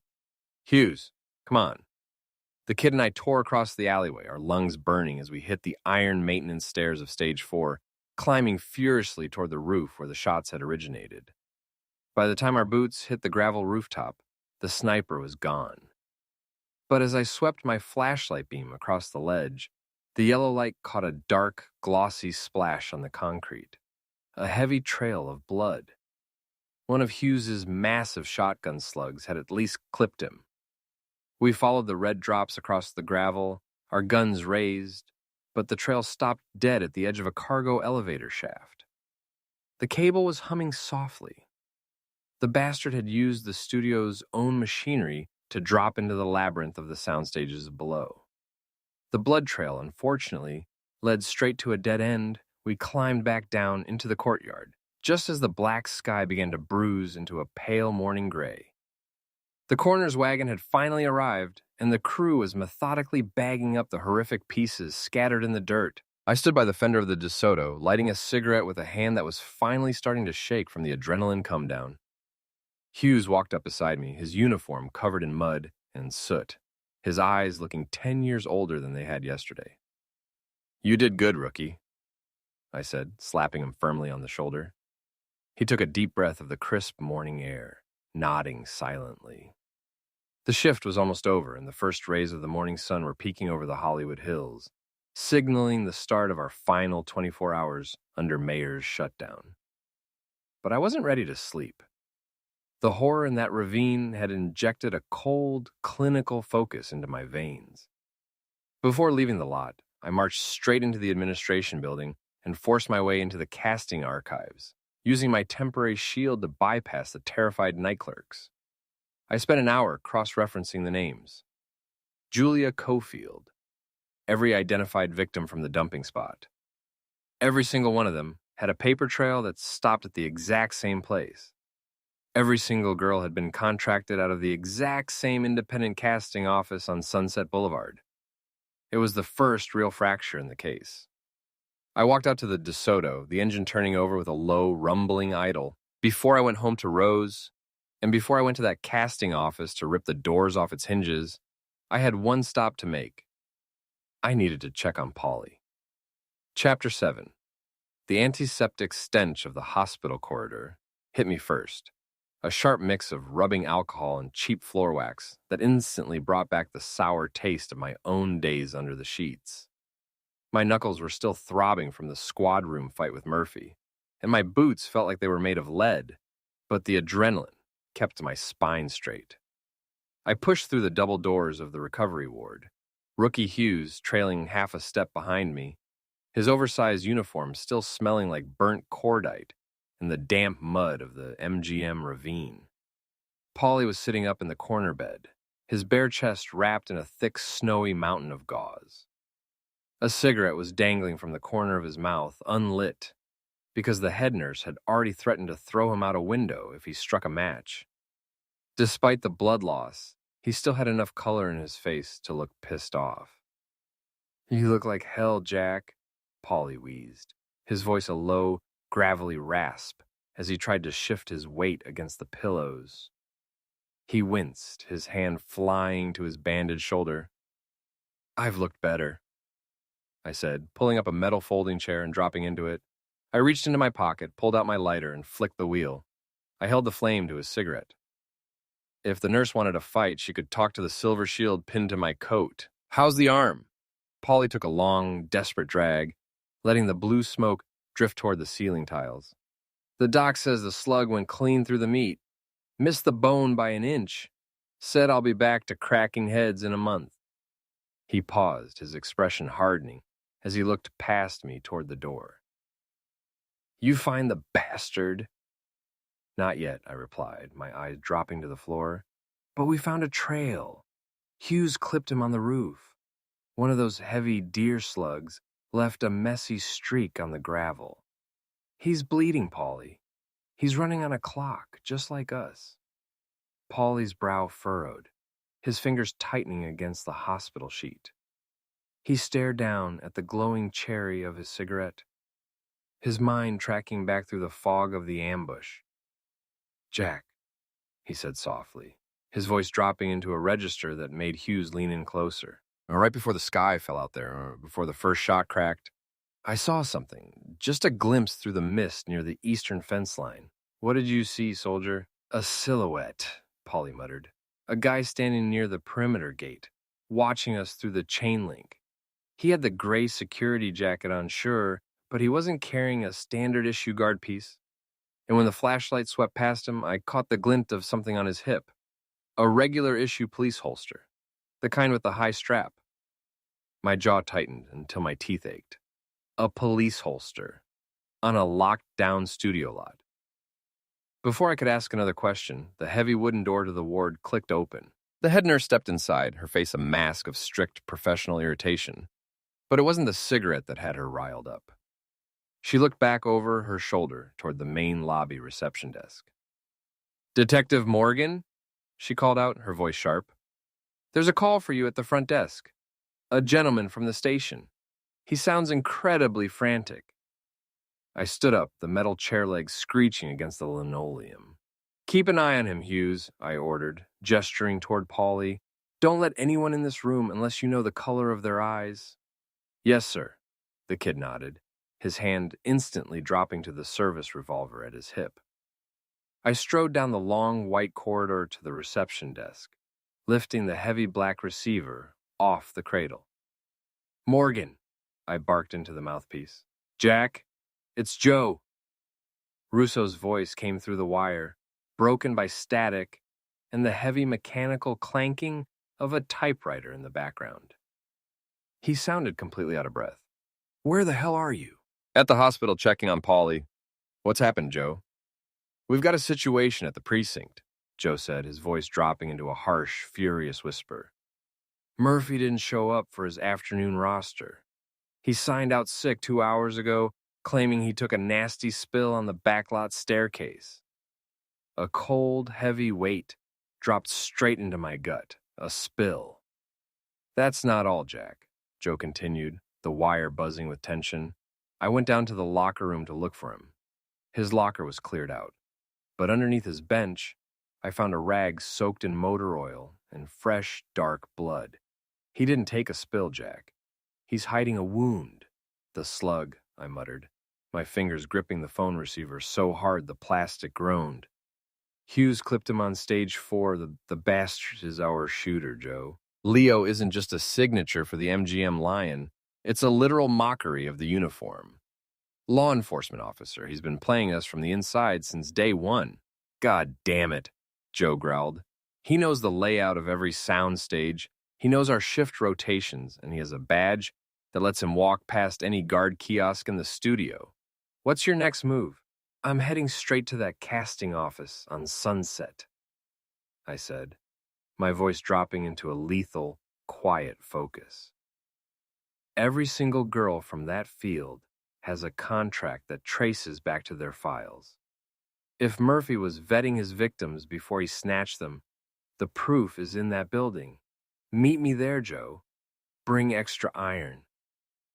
I'm already out the door, Joe said. The line went dead with a sharp click.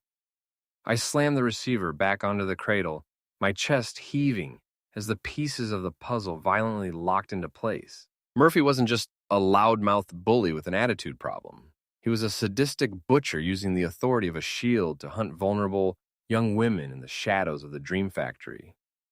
I turned on my heel, my trench coat billowing behind me as I marched back toward Polly's room to grab the kid.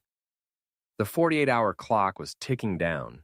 The morning sun was burning through the haze, and it was finally time to corner the rat. The Sunset Boulevard casting office didn't look like a butcher's hunting ground. It looked normal. The glass on the front door was intact, the gold lettering, Pacific Talent and Casting, gleaming under the mid-morning Hollywood sun. Inside, the fans whirred lazily against the ceiling, and the rows of oak filing cabinets sat undisturbed in the quiet room. There was no smoke, no shattered furniture, and absolutely no sign of Murphy. I gestured for Hughes, Dogface, and Handsome to fan out. "Check the back rooms," I muttered, my hand resting on the butt of my .38. "Look for anything out of place. We need something solid that connects Murphy to these women. A judge won't hang a cop on a bloodstain in a locker room." Handsome paced over to the rows of filing cabinets, his massive fingers surprisingly delicate as he flipped through the manila tabs. Dogface stood guard by the front door, his broad shoulders blocking the street view, while Hughes kept his eyes glued to the hallway. "Jack, over here," Handsome called out, pulling a heavy drawer completely out of its tracks. I walked over. Hidden behind the standard alphabetical casting cards was a thick black accordion folder. I pulled it out and dumped the contents onto the main desk. Headshots spilled across the wood. Dozens of young hopeful starlets looking for their big break. Right on top was Julia Cofield. I flipped her photo over. Taped to the back was an official precinct background check ledger, complete with the blue ink stamp of our station. But it was the bottom of the slip that made my chest tighten. There, written in an arrogant, heavy-handed scrawl, was the signature authorizing the release of her personal address and casting schedule. Officer J. Murphy, badge 419. I flipped through the other photos in the folder. Every single girl whose pieces we had pulled from the MGM backlot had the same blue stamp, the same signature, the same badge number. Murphy wasn't just catching them at random. He was using the official administrative power of the police department to audit his victims, tracking their schedules before he cornered them in the dark. "We got him," Hughes whispered, his eyes wide as he looked at the signatures. "We take him down now?" I stared at the paperwork, the fury burning hot in my throat, but I forced my head to stay clear. "No, it's too early for a takedown. A defense lawyer could argue he was just doing routine department vetting for studio security. We need him caught red-handed, or we need a fucking confession. Besides, the universe has its own way of turning the screws." While we were tossing the casting office, Murphy was already running out of time. The heavy deer slug from Hughes's 12-gauge hadn't just clipped him. It had torn a jagged, filthy trench through the meat of his thigh. In his desperate bid to clear out his locker and hide the crime from Joe, Murphy had packed the wound with dirty rags and grease. By the time the afternoon sun hit its peak, the wound wasn't clean like Polly's. It had gone sour. The heat of the bullet, the grease, and the filth of the soundstage floor had driven a vicious infection deep into his thigh. The skin had turned a bruised, putrid purple, and the red streaks of blood poisoning were already marching up his torso toward his heart, his least vulnerable spot. He was becoming septic, his mind slipping into a wild, delusional delirium. He didn't have a choice. If Murphy didn't check himself into the Culver City Community Hospital, he was a dead man by morning. And if he died in a fever dream, the case went unsolved. The families got no justice, and the monster escaped the noose. The call came through from Joe Russo just as we lined the DeSoto up near the precinct. "He's in the charity ward, Jack," Joe said through the line. "Fever's hitting 105. The doctors say the infection is in his blood. They've got him pumped full of penicillin, but he isn't going anywhere. He's tied to an IV pole and babbling about lions." I leaned back against the brick wall of the station, letting out a long, ragged breath that I felt like I'd been holding since yesterday morning. The ticking clock from Louis B.B. Mayer was still running, but the hunter had officially become the patient. "Good," I muttered. "Let the medicine do its job. We wait." For the first time in 48 hours, our boys got to take a break. The studio was locked down, the evidence was secured in my coat pocket, and the killer was trapped in a sterile room under a heavy guard of Russo's most trusted uniforms. "Go home, Jack," Dogface said, patting my shoulder as the tension finally drained out of the crew. "We'll watch the hospital roster, get some sleep. You're going to want to be awake when that rat finally opens his eyes." I nodded, my eyes burning with exhaustion as I walked out to the car. We had the proof. We had the man. Now we just had to wait for the fever to break so we could make the arrest. Chapter 8. The aluminum foil over the plate was the only thing keeping the rain off Rose's fried chicken as I crossed the parking lot. She'd stayed up until 2 in the morning frying it, her eyes dark with the kind of quiet exhaustion that only comes to women who love men with badges. She didn't ask questions when I came home with grease on my collar and ink on my thumbs. She just handed me the dish towels and told me to wash up. When I pushed back into the recovery ward, the smell of home-cooked lard and pepper instantly cut through the sour stench of the rubbing alcohol. Paulie was sitting up, his face looking a hell of a lot more human than it had 12 hours ago, even if the white mountain of gauze on his shoulder made him look lopsided. "Thank God!" Paulie barked, his eyes lighting up as I set the plate on his overbed table and peeled back the foil. "This hospital food is worse than the chow they fed us in the army. I think the nurse tried to give me boiled gray paste for breakfast." I dropped into the metal folding chair, the legs screeching against the linoleum, and couldn't help the small grin that broke through my mustache. "Careful. That nurse looks like she used to break horses for the cavalry. She hears you, she'll put you on a liquid diet." "Let her try," Paulie muttered, already tearing a drumstick apart with his good hand. "During the winter of 44 in the Ardennes, we ate K rations that had been sitting in a damp basement since Belleau Wood. This place is paradise compared to the Bulge." We sat there for 20 minutes, the morning sun finally cracking through the smog outside the frosted window. Just talking. We didn't talk about the mutilated and mangled bodies. We didn't talk about Julia Cofield. We laughed about the time our old sergeant tried to trade a captured German motorcycle for 3 cases of watered-down gin, only to have the Germans shoot holes in the jugs 3 miles outside of Bastogne.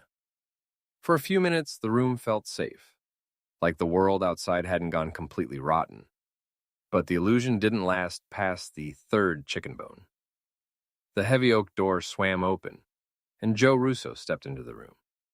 He didn't look like a man who had slept. His tie was loosened, his collar was yellowed with stale sweat, and he was holding a freshly printed copy of the Los Angeles Examiner. He didn't say a word. He just dropped the paper onto the bed next to Paulie's plate. The headline was 3 inches high, the black ink still smelling fresh off the rollers. MGM reopens. Mayor offers $10,000 reward for Cofield killer. Mayor couldn't hold his water, Joe said, his voice a low, gravelly rasp as he leaned against the wall. "The studio doors are open. The brass wanted the cameras rolling by noon today. To prove Hollywood doesn't stop for a murder, they put a 10 grand bounty on the shooter's head. But that's just the tip of the iceberg, Jack. Look at the column next to it." I leaned over the bed, my eyes tracking down the text. "Representative Cofield went on the radio an hour ago," Joe continued, his voice dropping into a harsh, dangerous whisper. "He's bypassed the local precinct entirely. He put up $75,000 of his own family money for the bastard who carved up his daughter. Combined with Mayer's money, there's an $85,000 price tag on Murphy's head. Dead or alive, they don't care which. My stomach turned completely over. $85,000. In 1947, that wasn't just a fortune. It was a king's ransom. In a city crawling with desperate, broke ex-GIs, out-of-work actors, and shadow-dwelling hoodlums trying to make it through the post-war pinch, that kind of money would make a man kill his own brother. It was enough to turn every low-life, pool-room hustler and two-bit deckhand in Los Angeles into a bounty hunter with a Saturday night special. "What about Murphy?" I asked, my voice dropping. "Still down in the charity ward," Joe replied, shaking his head. "The penicillin is fighting the sepsis, but the fever's still hovering around. He's soaking through the sheets, babbling like a lunatic about the lion's mouth. The docs say if the infection doesn't hit his brain, he might be lucid enough to stand by tomorrow morning." "We won't make it to tomorrow morning," I said, standing up so fast the chair scraped the floor. "Joe, 85 grand means every desperate hood in the city is going to be looking for this bastard. And half the precinct knows Murphy took off sick with a gunshot wound. Word leaks out from the bullpen, and this hospital is going to turn into a shooting gallery." "It's already starting," Joe muttered, rubbing his eyes. "I just ran 2 freelance stringers out of the lobby. One of them had a camera bag with a snub-nosed .32 tucked under the flashbulbs. You can't even trust the hospital staff, Jack. An orderly making peanuts looks at Murphy's chart, looks at the paper, and sees a ticket to early retirement." The whole game had flipped on its head in the span of a single newspaper print. 12 hours ago, the goal was finding the evidence to put the noose around Murphy's neck. Now the goal was keeping the son of a bitch alive long enough to actually arrest him. If some contract killer or greedy civilian put a slug through his forehead while he lay in that bed, the case would be buried with him. The precinct would call it a rogue cop, wrap it up neatly, and sweep the whole ugly system under Metro's expensive rug. Paulie set the chicken bone down, his eyes turning cold and sharp. "You need a wall around that charity ward, Jack." "I'm bringing the boys in," I said, turning toward the door. "Hughes, dog-face, handsome. We're setting up a rotating watch right outside Murphy's door. Nobody goes in, no doctor, no nurse, no priest, without one of us checking their pockets first." I looked back at Joe. "Get the paddy wagon lined up for tomorrow morning. If Murphy's fever breaks, we carry him out of here ourselves. Until then, we're the only things keeping that rat from getting exterminated." The pale morning light finally cut through the heavy window glass, casting long gray shadows across the linoleum floor of the charity ward. The watch had been grueling, but we had made it through the night without any bounty hunters breaching the perimeter. Just before dawn, the sweat on Murphy's brow dried up, and his violent shivering stopped. His fever had finally broken during the night, and his glassy, bloodshot eyes were starting to focus on the room. The penicillin had done its job, putting the deadly blood poisoning at bay, but the ragged trench Hughes's shotgun slug had torn in his thigh was still a putrid, open mess. The doctors needed to get him into surgery immediately to clean out the dead tissue and stitch the wound closed before the rot could start up again.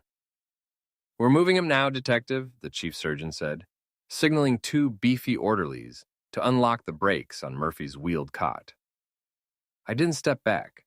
I kept my hand resting on the iron railing of the bed, my boots thudding in time with the squeaking rubber wheels as we pushed him down the long corridor toward the operating room. Murphy lay flat on his back, his face pale and slick with cold sweat, watching me through half-lidded eyes with the low, cunning glare of a cornered animal. He knew exactly what was waiting for him the second those stitches were in. We reached the double doors of the surgical unit, where the sterile smell of ether and carbolic acid hung heavy in the air. The surgeon turned around, his gloved hands raised, blocking the threshold. "This is a sterile field, Detective Morgan. You and your men stay outside. Badge or no badge, you don't cross this line." I bit back a curse, glancing down at Murphy, who was being wheeled toward the center of the tiled room under the massive surgical lamps. "Hughes, stay on these doors," I ordered, stepping back into the hallway. If he so much as fucking breathes loud, you yell. Got it? Inside the operating room, the team moved quickly to prepare the instruments. But they had underestimated the sheer, desperate survival instinct of a crooked cop who knew the gallows were waiting for him. Before the anesthesiologist could even raise the ether mask to sedate him, Murphy's eyes snapped wide open. With a sudden, violent surge of adrenaline that defied his infected leg, Murphy bolted off the surgical bed. His heavy hand clamped onto a tray of stainless steel instruments, sending them clattering across the tile, and his fingers locked around a razor-sharp scalpel. The head nurse stepped forward to restrain him, but Murphy didn't hesitate. He swung the blade in a vicious, blinding arc, cutting her throat in one fluid motion. As she collapsed onto the floor, clutching her neck, blood pouring from between her fingers, the surgical team froze in absolute paralyzed horror. Before anyone could grab him, Murphy lunged toward the back of the room, throwing his weight against a heavy swing door that directly into the service corridors on the completely opposite side of the hospital layout. It took 2 agonizing minutes of chaos before the emergency alarm finally tore through the hospital speakers. A loud rhythmic wail that made my blood run instantly cold. Beep, beep, beep. The surgical doors burst open and a terrified doctor stumbled out into the hallway, his scrub splashed with bright red. He's out! The patient got the blade! He went through the back service exit! Damn it! I roared, drawing my rod from my trench coat. Hughes! Call Russo! Dog face, handsome, fan out. Check every floor, every stairwell, every laundry chute. He's on a bad leg. He can't have gone far. The boys exploded into action, their heavy wingtips slamming against the linoleum as they fanned out through the labyrinth of the building, checking the wards and shouting over the din of the alarms. I tore down the central stairwell, my lungs burning as I bypassed the crowded lobby and burst through the heavy glass exit doors into the blinding Culver City morning. My eyes scanned the concrete parking lot, tracking the movement of the morning traffic. Then I saw him. 100 yards down the asphalt, a man in a tattered, blood-stained hospital gown was hobbling furiously, his left leg dragging behind him in a grotesque hitching stride. It was Murphy. He was running on pure panic, his bare feet slapping the cold pavement as he sprinted toward the commercial district of Sunset. "Murphy, stop!" I yelled, taking off in a full sprint, my hand gripping my piece. He didn't look back. Just as I reached the edge of the lot, Murphy threw his weight sideways, ducking into a narrow, shadowy alleyway between 2 brick commercial buildings. I hit the mouth of the alley 3 seconds later, my gun raised, my eyes adjusting to the darkness. But the alley split into 3 different service passages behind a row of industrial printing shops. The gravel was disturbed, but the man was gone. I had lost him in the maze of the city. I stood there in the middle of the pavement, the morning sun beating down on my shoulders, my breath coming in ragged, furious gasps. The whole picture had just turned into a nightmare. Murphy was out in the wild now, but he wasn't the hunter anymore. He was terrified. He was entirely alone. His leg was a ticking time bomb of decay, and he had an $85,000 bounty hanging squarely over his head. Chapter 9. The frantic adrenaline of the hospital breakout evaporated into the baking afternoon heat, leaving behind the grimy, exhausting reality of street-level police work. Culver City had closed ranks. The $85,000 bounty had turned the city into a powder keg. But you couldn't find a rabbit by screaming in the woods. You found him by quiet, methodical tracking. Don Pandolini had already done us the favor of unleashing his entire network onto the asphalt. Every bookmaker, dock worker, numbers runner, and corner thug under the old man's payroll was combing the gutters from San Pedro to the Hollywood Hills. Handsome and Dogface were out there right now, running a fine-tooth comb through the shadow network. If Murphy so much as poked his nose out of a cellar, Pandolini's boys would hear the whisper. But until that whisper came, the official legwork fell on us. We'd check his bookie, We check his dry cleaner. We knock on the door of every back alley doctor who doesn't ask for a name, Joe Russo muttered, rubbing a hand over his stubbled jaw from the passenger seat of the DeSoto. In the back seat, Hughes had a notebook balanced on his knees, his eyes carrying the deep fatigue of a kid who had seen too much blood in 24 hours. Next to him sat Paulie. The hospital staff had finally cleared Paulie to leave, the penicillin having sealed his wound up well enough to walk without a crutch. He was technically healed, but as I adjusted the rearview mirror, I could see him lingering in the back seat like a man facing a firing squad. He was staring out the window at the passing trolley lines, looking deeply miserable. "What's the matter, soldier?" I called out over the rumble of the engine. "The doctor said you're good to go. Don't tell me you missed the sponge baths. Did you find one of those nurses give you a good tug? 'Cause I might think about getting shot again myself." I then remembered the gunshot to my gut. No, even that's not worth it. Paulie winced as he gingerly shifted his weight, his good hand tapping a nervous rhythm against his knee. "It ain't the hospital I'm worried about, Jack. It's the ride home. Drop me off at a pool hall. Put me on the dragnet. Anything but the front porch." I couldn't help the small grin that came to my face. Everyone in the crew knew the score. Getting shot by a sniper on an MGM soundstage was a walk in the park compared to what was waiting for Paulie at his own front door. Hell, he would have been happy if the war had lasted another year or two. Veronica's been burning up the precinct wire every hour since the shooting. Joe chuckled, not offering a shred of sympathy. She told me that if Paulie wasn't sitting at the kitchen table by dinner time, she's coming down to the hospital to kill him herself.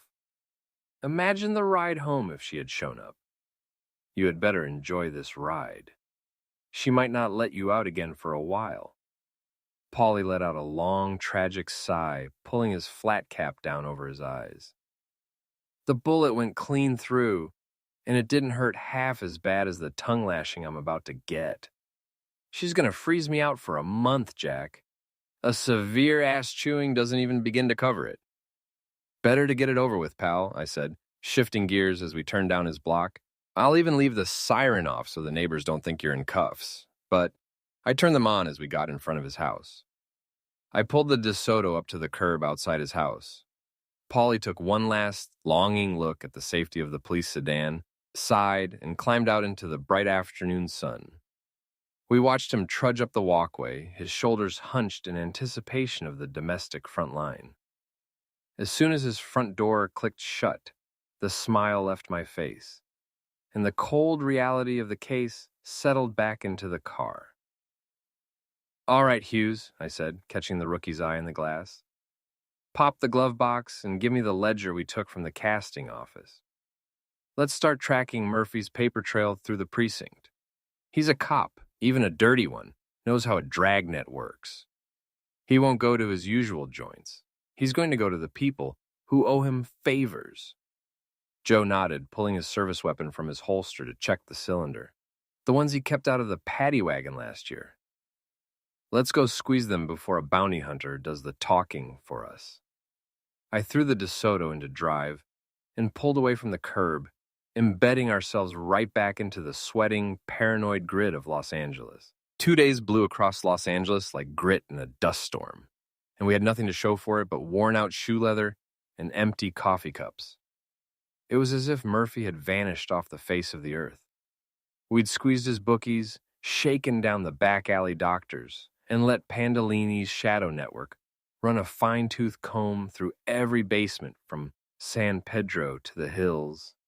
But the bastard had gone completely underground. $85,000 was sitting out there on his head, and a city full of hungry people couldn't find a trace of him. By the third morning, my skull felt like it was lined with sandpaper. Exhausted with the heavy weight of the badge dragging at my coat, I finally decided to go home for some much-needed relaxation. But first, breakfast. The bell above the diner door jingled lazily as I pushed inside. The scent of sizzling grease and old tobacco instantly settling my nerves. I slid onto my usual stool at the counter, the leather cracked and familiar beneath me. Within a minute, A fresh, piping cup of black coffee was placed in front of me, the steam rising into the damp morning air. A couple of minutes passed, and a plate of ham and eggs, the yolks yellow and perfect, was set down. But as good as the food looked, nothing in that room or any other room in the city compared to the beauty that is Rose. "Hi, stranger," she said, leaning against the counter with a sly, knowing smile that could stop a clock. She wiped her hands on her apron, her eyes tracing the lines of fatigue cut deep into my face. "Glad to see you're in one piece, and with the same amount of holes you had last time I saw you." I just smiled and shook my head, staring down at my coffee. I tried to hide it under a mask of hard-boiled cynicism, but the truth was, I loved when she teased me. It was the only thing that kept the dirt of the streets from sticking to my skin. The smile faded a bit as the frustration of the last 48 hours crawled back into my throat. I got quiet, looking up from my eggs, my fork turning a piece of ham over. "Tell me, dear, how does a man, even in a city this large, with a damn bum leg, disappear like a ghost?" Rose leaned her elbows on the counter, her dark eyes looking straight into mine. "You're asking me?" "You're the detective, Jack. I just sling hash at this dump and love a broken-down detective." "Oh, really?" I replied, the corner of my mouth twitching upward. "Who is he? I might have to go have a word with him. Trying to steal my girl." "I'm glad to see your sense of humor is back," Rose retorted, a soft laugh breaking through her lips as she reached over to pat my hand. Before I could get another word out, the front door burst open with a loud rattle of glass.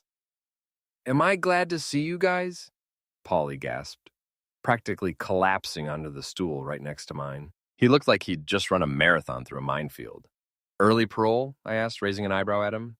"No, the wife is going to San Diego to pick up her mother," Paulie groaned, burying his face in his hands. "When she gets back, I will be stuck with both of them." He stopped, his eyes drifting down to the heavy .45 resting in the holster beneath my arm. He looked up at me, completely deadpan. "Jack, you think you could hit me someplace that won't hit anything important, but will put me right back in the hospital? Oh no, you aren't getting out of it that easy." I laughed, taking a bite of my eggs. Paulie stared miserably at the napkin dispenser. "I guess I could go re-enlist?" He said it so quietly. For a second, it almost sounded like he meant it. "You would have to lose that spare tire first, pal," I replied, nudging his ribs with my elbow. "None of us are in as good of shape as we were back then." Rose listened to us, a soft, curious look crossing her face as she poured Paulie a cup of joe. "You know, I don't think I've even seen a picture of you from the Army days, dear." "I'll have to dig through some boxes at the place," I said, taking a sip of the black coffee. "But I think I have one tucked away somewhere." With a full stomach and the first real laugh I'd had in days, I left the diner and headed back to the apartment. Hammett greeted me right at the door with a meow loud enough to echo all the way down the stairwell. The black cat rubbed his flank against my dusty trousers, demanding his cut of the morning. I gave him some food, watching him wolf it down, before I finally stripped off the heavy wool trench coat and the shoulder rig. I took a long, hot shower, letting the steaming water wash away the smell of the hospital, the gunpowder, and the stale stakeout coffee.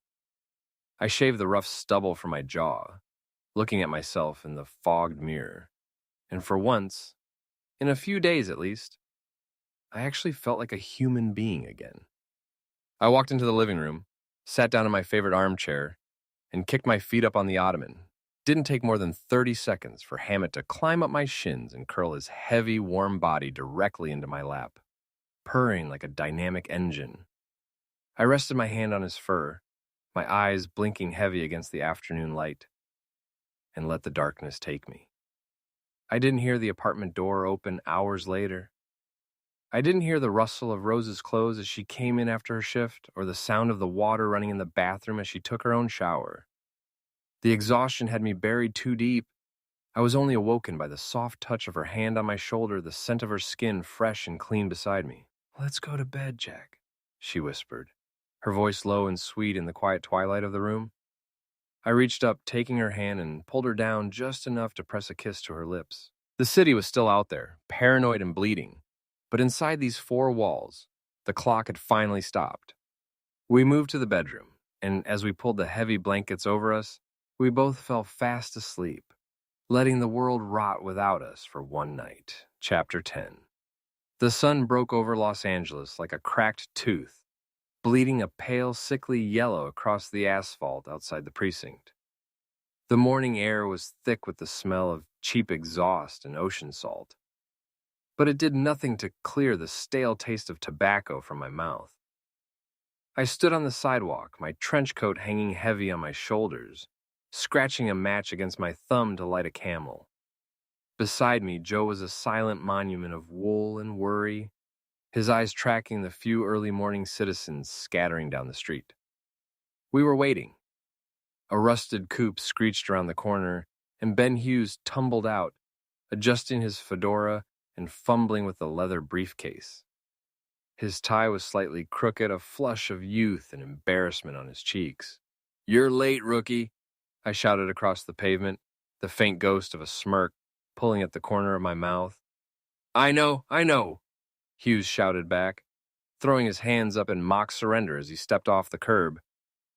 "The trolley line on Vermont was backed up for blocks, Jack. I ran 3 of them. He started across the street, his eyes locked on Joe and me, an eager grin breaking across his face. He was catching his stride. He was becoming a real cop. Then the shadow stepped out from between 2 parked sedans. The man moved with a strange, lopsided hitch in his gait, buried deep inside an oversized tweed overcoat that swallowed his frame. He was moving fast, cutting a straight line across the asphalt directly toward the rookie's blindside. Hughes glanced over. The kid's grin didn't just fade, it vanished, his features locking into sudden, paralyzing recognition. "Murphy!" he shouted, his voice cracking in the morning air. The kid's hand flew to his hip, clawing at the leather flap of his holster, but he was a lifetime too slow. Murphy closed the distance like a ghost made of iron. Before Hughes could clear wood, Murphy's hand shot out from the heavy folds of his oversized coat. The cold blue steel of a snub-nosed revolver pressed flush against the center of the rookie's chest. Crack. The sound wasn't loud, just a sharp, muffled pop that sounded like a dry branch snapping underfoot. But the force of it lifted Hughes off his heels. "Hey!" I roared, my own .45 clearing leather before the echo died. Murphy didn't look back. He spun on his good leg, diving headfirst into the dark mouth of the alleyway beside the pharmacy. "Joe, you go that way!" I bellowed, my boots pounding against the pavement as I charged the alley. I rounded the brick corner, gun raised, my eyes scanning the narrow passage. A stray cat knocked over a trash can. A clothesline fluttered overhead. But the alley was empty. Murphy had known the grid, known the fire escapes, and he was gone into the labyrinth of the city. Jack, over here!" Joe's voice was fractured. I spun around and ran back to the sidewalk. Hughes was on his back, his fedora rolling into the gutter.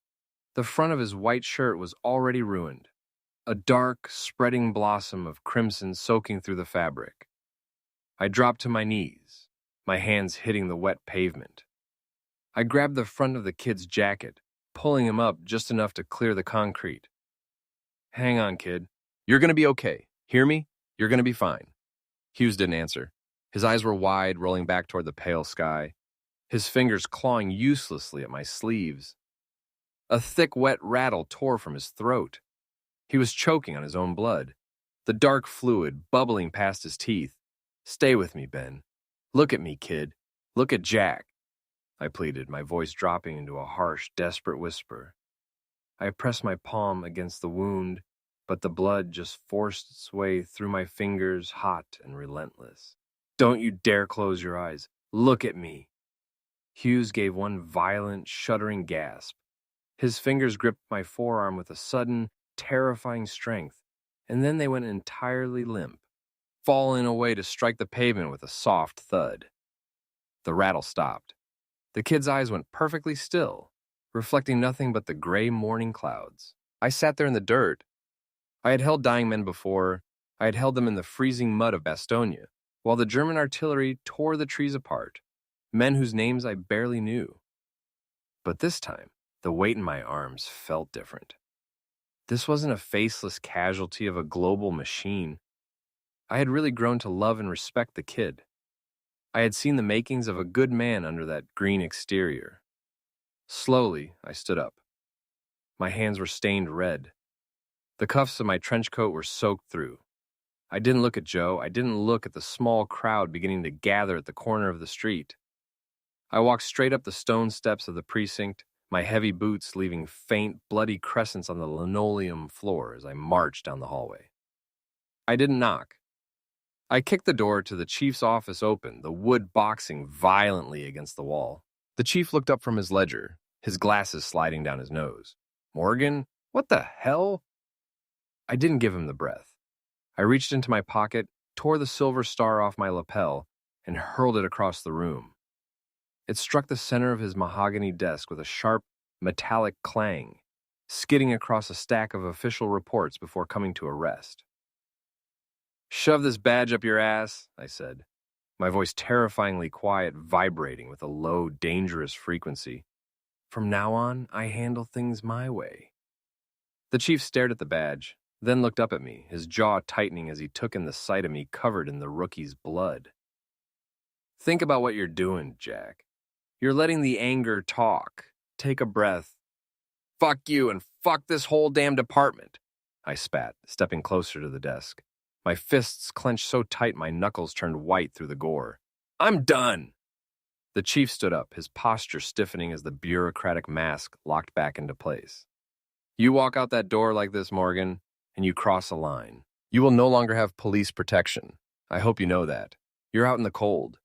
I let out a short, mocking laugh that sounded like tearing tin. "Protection? There's a boy out there dead on your sidewalk, Chief. A boy that was just killed by one of your own officers. One of the best young officers I've ever met. Seems to me that the police do not provide a lot of protection." I leaned over the desk, my eyes burning into the old man's. "I'm going to get that son of a bitch, even if it sends me to the gas chamber. I don't need your badge. I don't want your badge." I turned on my heel and stormed out, throwing my entire weight into the heavy oak door. Slam! The impact vibrated through the frame, shaking the wall hard enough that a framed portrait of the city council lost its grip and shattered on the floor behind me. I walked back into the bullpen. Joe was standing by his desk, his coat already on. He wasn't moving. He didn't look up as I approached. He just stared down at the green blotter on his desktop, his face completely pale, his jaw set so hard the muscle was twitching. "Let's go, Joe," I said, my voice flat. The burning rage in my eyes settled into a cold, lethal focus. "Let's get that bastard." Joe didn't say a word. He just reached down, picked up his hat, and followed me out into the sunlight. For the next 12 hours, Los Angeles became a gray, silent cage. We worked the streets until the sun went down and the neon signs flickered to life along Sunset Boulevard. We hit the Stoolies in MacArthur Park. We tore through the residential boarding houses near Bunker Hill. We checked every back alley doctor from San Pedro to the Flats. Joe stayed entirely silent, riding shotgun in the DeSoto, his eyes staring out the passenger window into the blurring streetlights. He didn't offer a lead. He didn't question my directions. The silence between us was heavier than any engine roar. But every door we kicked down led to an empty room. Every shadow we chased turned out to be nothing but smoke. It was as if Murphy had vanished completely from the face of the earth, leaving nothing behind but the smell of copper and the memory of a rookie's final breath. The cemetery was a sea of gray stone and black wool. The grass of forest lawn clipped so short it looked shaved. A damp, heavy fog hung low over the hills, keeping the Los Angeles sun at bay, which was just as well. Nobody here wanted the light. A few days had passed, like a haze, 12-hour stretches of empty streets, dead ends, and a heavy, suffocating silence in the front seat of the DeSoto. No sign of Murphy. It was like hunting a ghost that knew exactly which alleys to hide in. Joe stood beside me, his eyes fixed on the bronze casket, his shoulders rigid under his dark overcoat. He had barely said more than a word or two the entire time. The quiet in him was a hard, brittle thing, ready to snap. To our left, Paulie leaned heavily on a cane, his face still pale from the sniper slug he'd taken at the studio lot, his jaw set in a tight, grim line. Behind us stood Dogface and Handsome, looking like twin pillars of underworld muscle in a place meant for prayers. "The Don sends his condolence," Dogface murmured, his voice dropping low so it wouldn't carry over the priest's droning Latin. "He was a good kid," Handsome added. I glanced back. Handsome was adjusting the lapel of his suit jacket. Peeking out from the oversized pocket was the tiny, orange face of his kitten, its whiskers twitching in the damp air. Around its neck, a small black ribbon was tied in a neat, solemn bow. Dogface caught me looking and let out a sharp, irritated breath through his nose. "I told him not to bring it." Handsome didn't look up, just tapped the kitten's head with a thick, calloused finger, nudging it back into the satin lining. When the service broke, we drifted toward the family to show our respects. Mrs. Hughes looked small, hollowed out by a grief that no city pension could fix. But it was Ben's little brother who caught me. He couldn't have been more than 10, swallowed up in a black suit that was a size too big, his eyes red-rimmed and fierce. He reached out, his small hand gripping my fingers with a surprising, desperate strength. "You get that mean man that killed my brother," he whispered, looking straight up into my face. The kid's grip felt like a vice. For a second, the cemetery vanished, and I was looking at a dozen other kids in muddy helmets, asking me questions I didn't have the answers to. "I will, kid. I will," I told him. My voice cracked on the second will, a raw, jagged sound that I choked down before it could turn into anything else. An hour later, the black wool was gone, and the 5 of us were holed up in a booth at a local dive down near the tracks. The air inside smelled of stale sawdust, spilled rye, and tobacco smoke, the kind of place where nobody asks questions about the blood on your cuffs or the look in your eyes. We raised our glasses, the amber liquid catching the dull light from a neon sign on the wall. "To Hughes," I said. "To Hughes," the boys echoed. We knocked them back. The burning alcohol did what the damp air couldn't. It took the edge off the chill in my chest. Paulie, Dogface, and Handsome started in on a round of beers. The talk low and transactional, sorting through the shadow networks of the city to see if anyone had seen Murphy buying medical supplies or looking for a hole to crawl into. Joe didn't join in. He sat at the end of the booth, his hands wrapped around his glass, still sipping on his first beer. The amber liquid hadn't dropped half an inch. Finally, the silence between us broke. Joe set his glass down with a soft, deliberate click against the scarred wood of the table. "I'm tired of the bureaucratic bullshit, Jack," he said, his voice flat, completely devoid of the usual precinct rhythm. "I don't want this anymore. This is my final case as an officer. After this, I'm turning in the badge." I stared at him, my cigarette pausing halfway to my mouth. The weight of the last few days suddenly made sense. "Is that what you've been thinking about this whole time?" Joe looked up, his eyes tired but completely clear. There was no hesitation in them. "Once we get this son of a bitch, that $80,000 bounty should be enough to buy an office building and get us set up." I tilted my head, looking at him through the smoke. "Us? We'll start a detective agency, Jack. A real one." A faint, cynical grunt hitched in my throat. "I've already got an office, Joe." "You have an apartment, with a desk and files scattered everywhere," Joe countered, a small, knowing sharpness returning to his tone. "This separates home and work. Wouldn't it be nice to not worry about someone prying your door open again?" The words hit right where they were supposed to.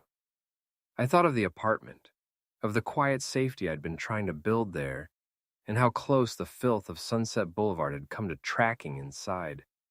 The guy that Solomon sent to wreck the place. The same one that kicked my cat. I'm still sore about that. I thought of Rose waiting at the diner counter and how much heavier my footsteps felt every time I walked up my own stairs now. Joe was right. The badge was gone anyway, shattered on the Chief's floor. There was no going back to the bullpen. I took another long pull from my beer, letting the cold glass settle the jump in my stomach. A small, tight smile pulled at the corner of my mouth for the first time in days. "Let's do it," I said at Chapter 11.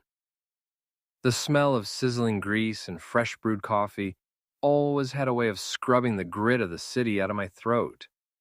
Sitting at the counter with Rose felt like stepping across a border, away from the rain-slicked asphalt and into the only piece of the world that still made sense.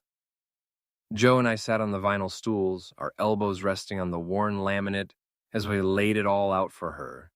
The shattered badge on the Chief's desk, the $85,000 bounty still hanging in the wind, and the crazy idea of buying an office building to start over from scratch.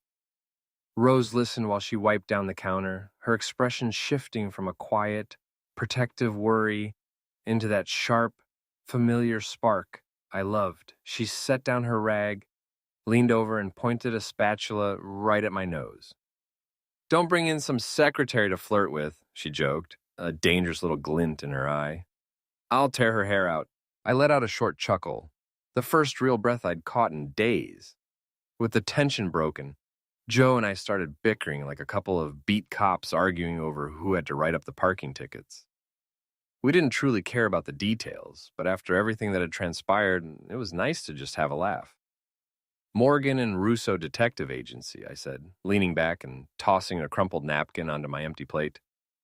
"Russo and Morgan," Joe shot back without missing a beat, his voice finally carrying a trace of its old cadence. "No, Morgan and Russo has a better ring to it. Sounds prestigious."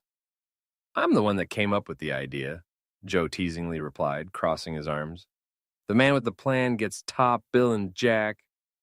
Before I could fire back, Rose stepped between us, dropping a fresh pot of coffee onto the burner with a deliberate clatter.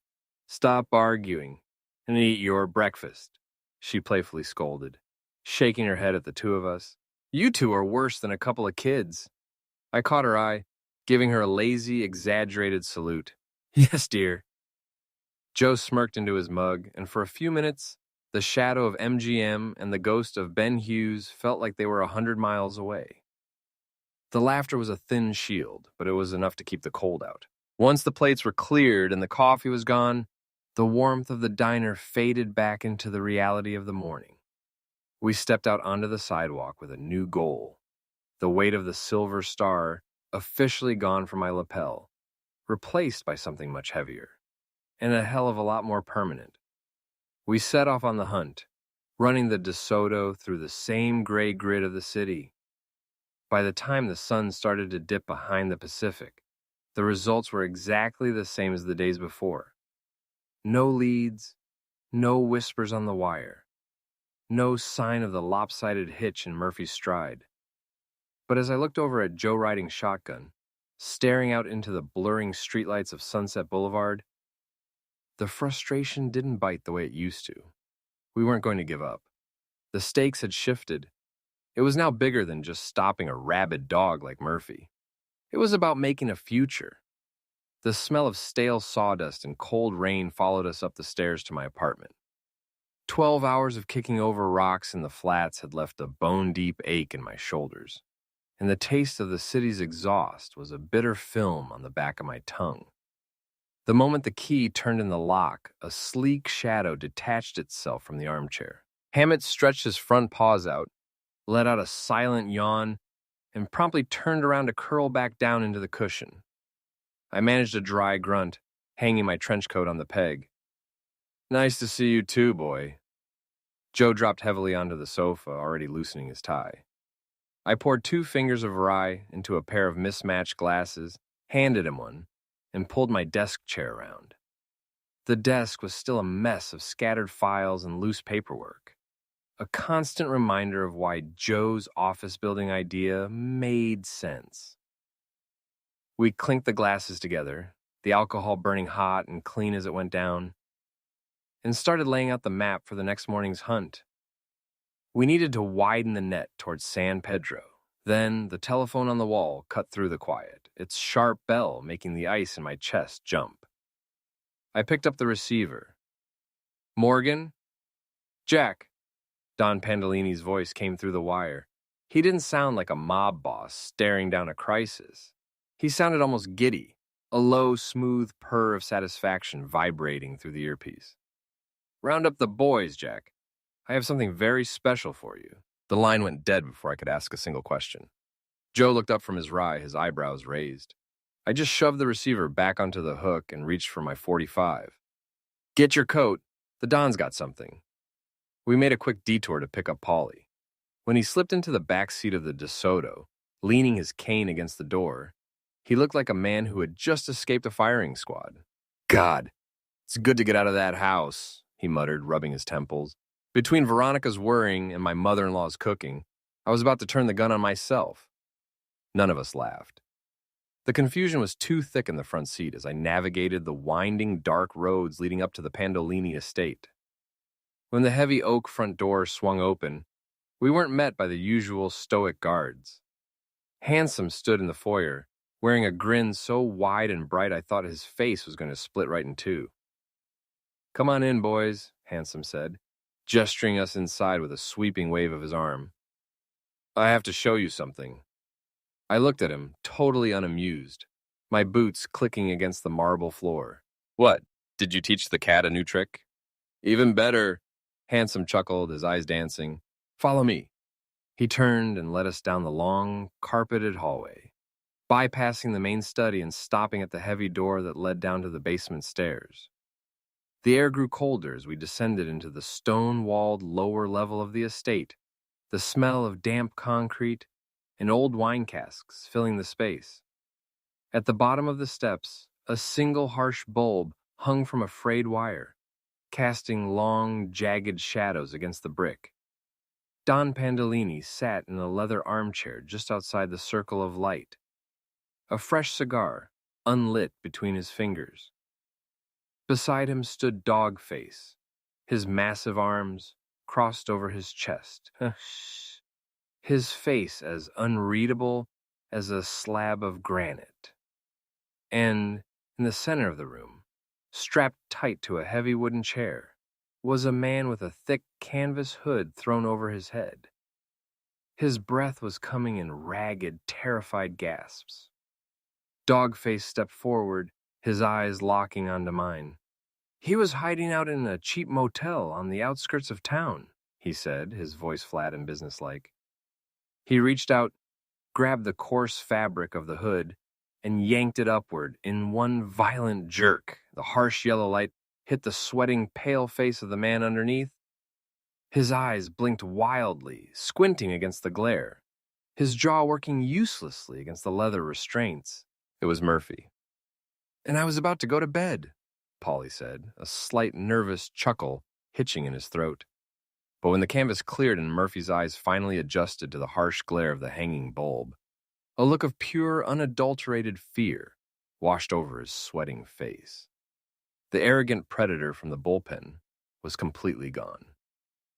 "Good," I said, stepping into the edge of the light so he could see the dried blood still staining the cuffs of my coat. "We want you to be scared, just like those girls were scared." Murphy swallowed hard, his eyes darting frantically between Joe and me, desperately looking for the blue wool we used to wear. "You have to turn me in," he stammered, his voice rising in pitch as he stared down the barrel of his own reality. "You know the law just as well as I do. You are officers. Do your job. Bring me in." "That's where you're wrong," I told him, a cold, dead smile touching my lips. I reached into my pocket, but my fingers found nothing but empty lint where the star used to sit. "I don't have a badge. Get him off that chair. Stand him up. Tie his legs." Dogface didn't hesitate. He stepped forward, his massive hands cutting the restraints from the chair, hoisting Murphy to his feet with a single, effortless yank, and binding his ankles tight with a thick piece of cord. Paulie leaned heavily on his cane, watching the spectacle unfold with a dark, satisfied glint in his eye. He gave a slight nod toward the armchair outside the light. "Mr. Pandolini, it is an honor to be invited to your home on such an occasion." The Don just offered a slow, rhythmic nod, the unlit cigar shifting to the corner of his mouth. I glanced around the stone room and caught sight of a thick coil of hemp hanging from a rusty iron peg on the wall. I pointed a finger at it, catching Dogface's eye. He followed my gaze, walked over, and took the rope down. With the practiced, methodical ease of a man who handled problems for a living, he fashioned a tight noose, snapped the knot into place, and dropped the rough loop over Murphy's head. He tossed the long, heavy slack over a thick wooden rafter directly above the chair. Murphy's breathing turned into a high, pathetic whine. He twisted his neck, his eyes locking onto Joe with absolute desperation. Joe, you know you have to turn me in. You're a good cop. You've always been a good cop. I have to have my day in court." Joe stood perfectly still, his hands buried deep in his overcoat pockets. He didn't look like a cop anymore. He looked like the shadow of Bastonia. "No," Joe replied, his voice flat, cutting through the damp basement air like a razor. "Tonight, we are judge and jury." "And I'm executioner," Dogface grunted. Before Murphy could even draw breath to scream, Dogface grabbed the loose end of the rope, wrapped it once around his calloused palms, and used his entire, massive body weight to heave downward. The rope groaned against the rafter. Murphy was violently lifted off the concrete, his bound legs jerking and kicking uselessly in the empty air as the hemp bit deep into his throat. The ragged choking sounds echoed off the stone walls, his face turning a dark, mottled purple under the yellow bulb. I watched him sway, the burning rage in my chest finally settling into something quiet, cold, and entirely finished. "Looks like a suicide to me," I said, tilting my head as the kicking began to slow. "What do you think, Joe?" Joe stared at the swinging shadow, his face completely unreadable. "Looks like it to me." Paulie let out a low, cynical rasp from the corner, his grip tightening on his cane as he watched the monster finally stop moving. I should have brought popcorn. Chapter 12. The transition from a midnight necktie party to a bright Los Angeles morning required a delicate touch, a bit of fast talking, and the kind of underworld logistics that only Don Pandolini could coordinate. The strategy was beautiful in its simplicity. The cheap motel on the outskirts of town where Murphy had been hiding out happened to be run by a man named Artie, a nervous fellow who owed the Pandolini family a mountain of gambling debts. Artie was the one who had tipped the Don off about Murphy's arrival in the first place. To get his ledger completely wiped clean, Artie agreed to be the one to discover the body hanging from the rafter of room 4, call it into the precinct, and collect the $80,000 bounty on our behalf. Back at the estate, while Artie was busy rehearsing his shocked taxpayer routine for the police operators, Joe and I sat around the mahogany table with the crew, laying out the split. "We take care of our own," I said, looking across the table. "We split the reward. Even cuts for everyone in this room." Pandolini let out a smooth, rolling chuckle, waving his unlit cigar in the air. "Keep your money, Jack. Handsome Dogface myself." We refuse. He leaned forward, a knowing, razor-sharp smile breaking across his face. "A badge is a useful thing, but an independent detective agency. We can use a permanent connection with an operation like that. Consider it an investment in our future relationship." Handsome grinned, idly stroking the tiny kitten poking its head out of his suit pocket.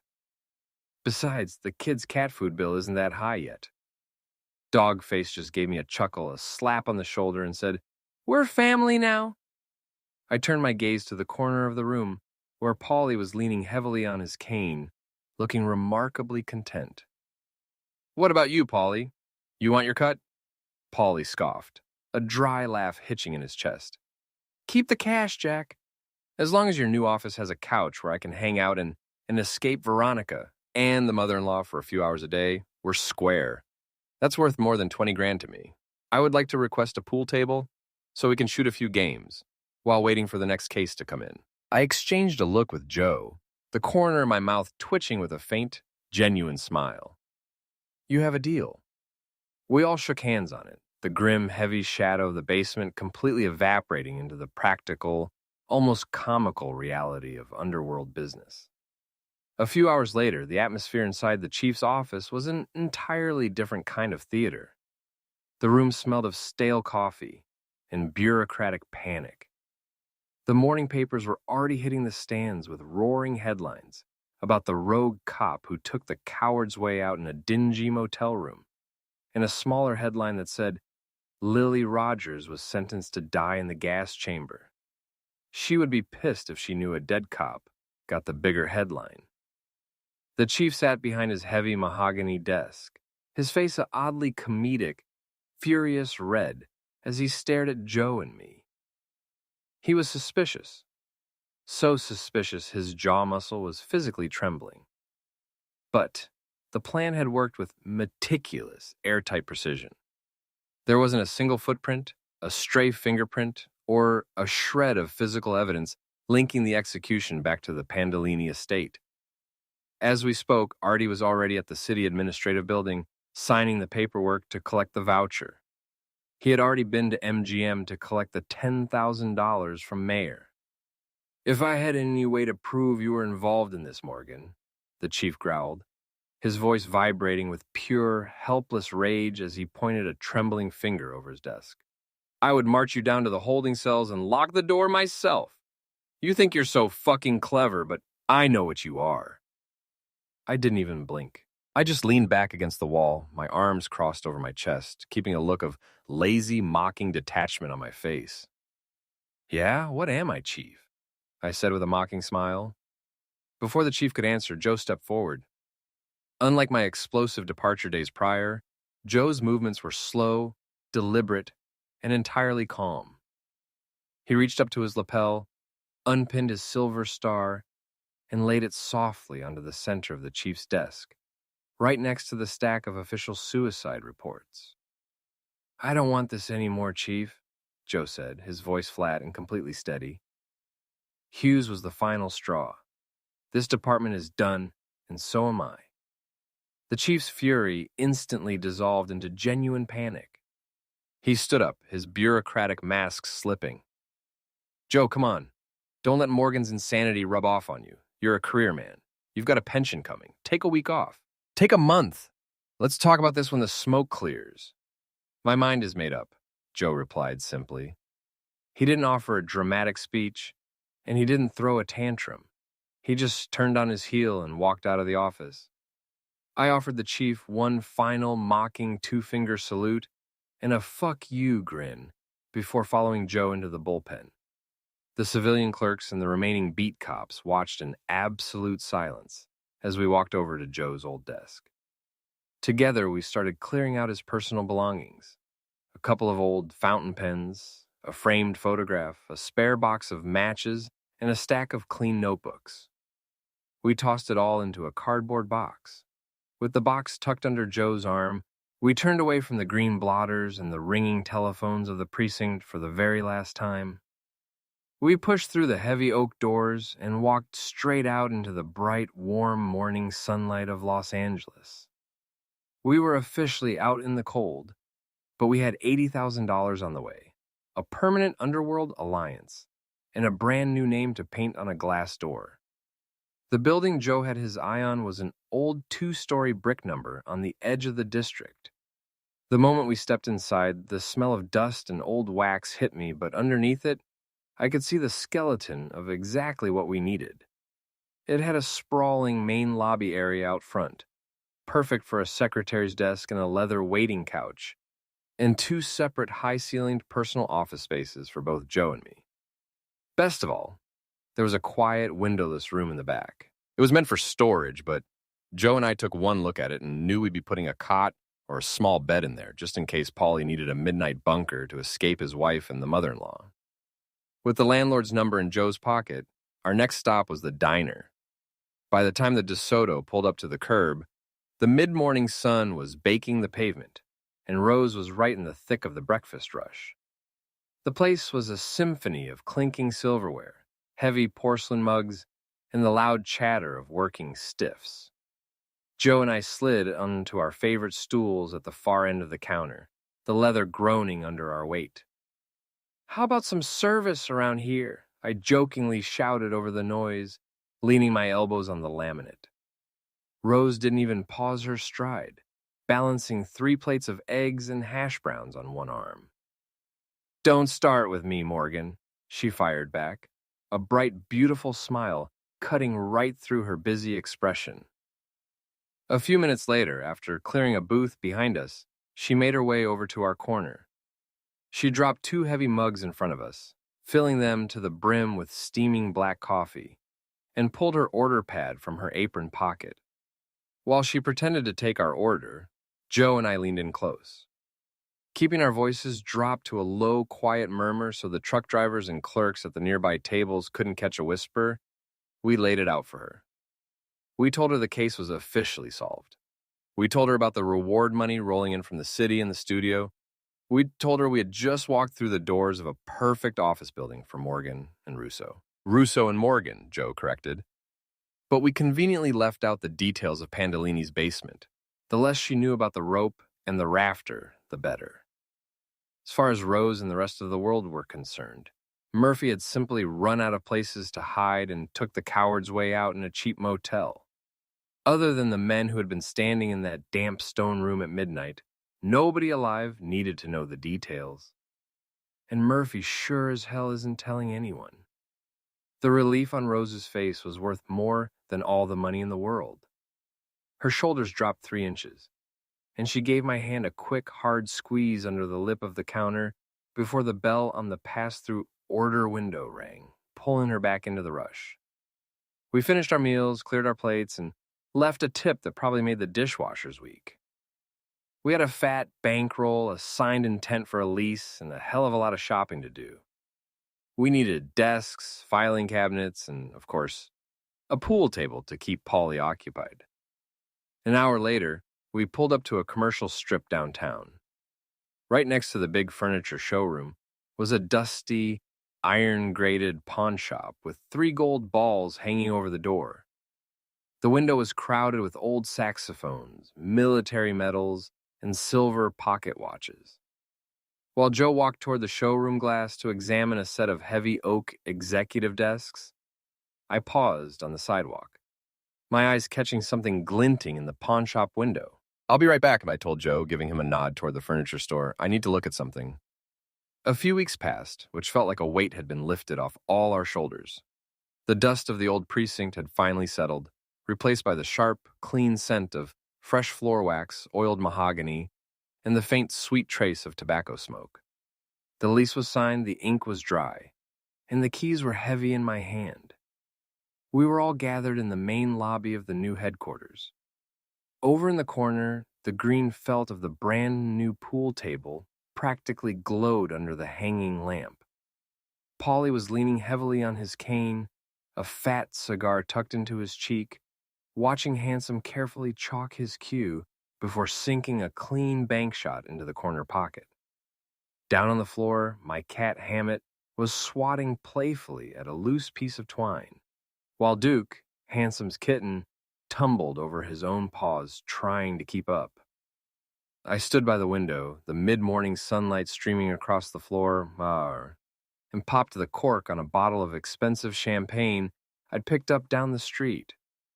The heavy pop echoed off the high ceilings, and I went around pouring the bubbly into a collection of mismatched glasses we'd scraped together. I handed the last one to Joe, who looked up from his new oak desk with a trace of his old pre-war smile. "To new beginnings," I said, raising my glass. "To new beginnings." The whole room cheered, the crystal clinking together in a chorus that made the stone basement feel a million miles away. I set my glass down on the edge of a filing cabinet and wiped my palms on my trousers. The weight of the little velvet box in my coat pocket was suddenly heavier than my .45. "Hey, I need everybody's attention for a second," I said, my voice cutting through the chatter. The room went quiet. Paulie rested his cue against the rail, and Handsome paused mid-stroke. I stepped over to Rose, who was standing near the window looking out at the city, and gently took her by the hand. Her fingers were warm, a little rough from the diner dishwater, and completely steady. "I have a question for you," I told her, my heart hammering a rhythm against my ribs that I hadn't felt since the Ardennes. She looked up at me, her eyes tracking the sudden seriousness in my face. "Yes, what is it, Jack?" I swallowed hard. Bracing myself, I got down on one knee. It wasn't an easy maneuver. Between the shrapnel ache from the war, the countless miles on the LA asphalt, and a life spent not being particularly kind to my own body, my joints gave a quiet, protesting pop. But I ignored it, reaching deep into my trench coat pocket and pulling out the small, worn velvet box I'd spotted in the pawn shop window while Joe was picking out desks. "Rose," I said, flicking the lid open to reveal a delicate, brilliant cut diamond ring catching the morning light. "Do you think you can make an honest man of me?" A beautiful, dangerous little glint flashed in her eyes, and she let out a soft gasp. "It's a big task, Jack," she joked, her voice trembling just a bit. "But I suppose I can try." Before I could slip the band onto her finger, a rough, gravelly voice cut through the romance from the back of the room. "That's not how you do it," Dogface blurts out, leaning his massive frame against the doorframe with a wide grin. "If you're gonna do it all proper like, dummy. You gotta ask the real question." I snapped my head around, glaring at him over my shoulder, though I couldn't keep the grin off my own face. "You stay out of this," I retorted. "Don't make me get the blackjack," Dogface joked back, tapping his pocket with a chuckle. "Fine," I laughed, turning my attention entirely back to the woman holding my hand. "For the sake of my skull, Rose, will you marry me? Will you do me the honor of being my wife?" The joke faded, replaced by something deep and permanent. "Of course I will," Rose said, a couple of bright tears finally spilling over her lashes as she leaned down to meet me. "Yes, Jack, yes." The room erupted. Paulie slammed his cane against the floorboards in approval, Handsome let out a loud whistle, and Joe walked over to slap me on the back as I stood up and slipped the ring onto her finger. Outside in the hallway, the steady, rhythmic scratching of a steady hand against glass finally stopped. Through the translucent pane of the front door, I could see the silhouette of the sign painter packing up his brushes. Painted in sharp, gleaming gold leaf, the letters caught the California sun perfectly, spelling out the future we had just bought with a dead man's bounty, Morgan and Russo Detective Agency. I looked over at Joe and gave him a lazy, triumphant smirk. I won the coin toss.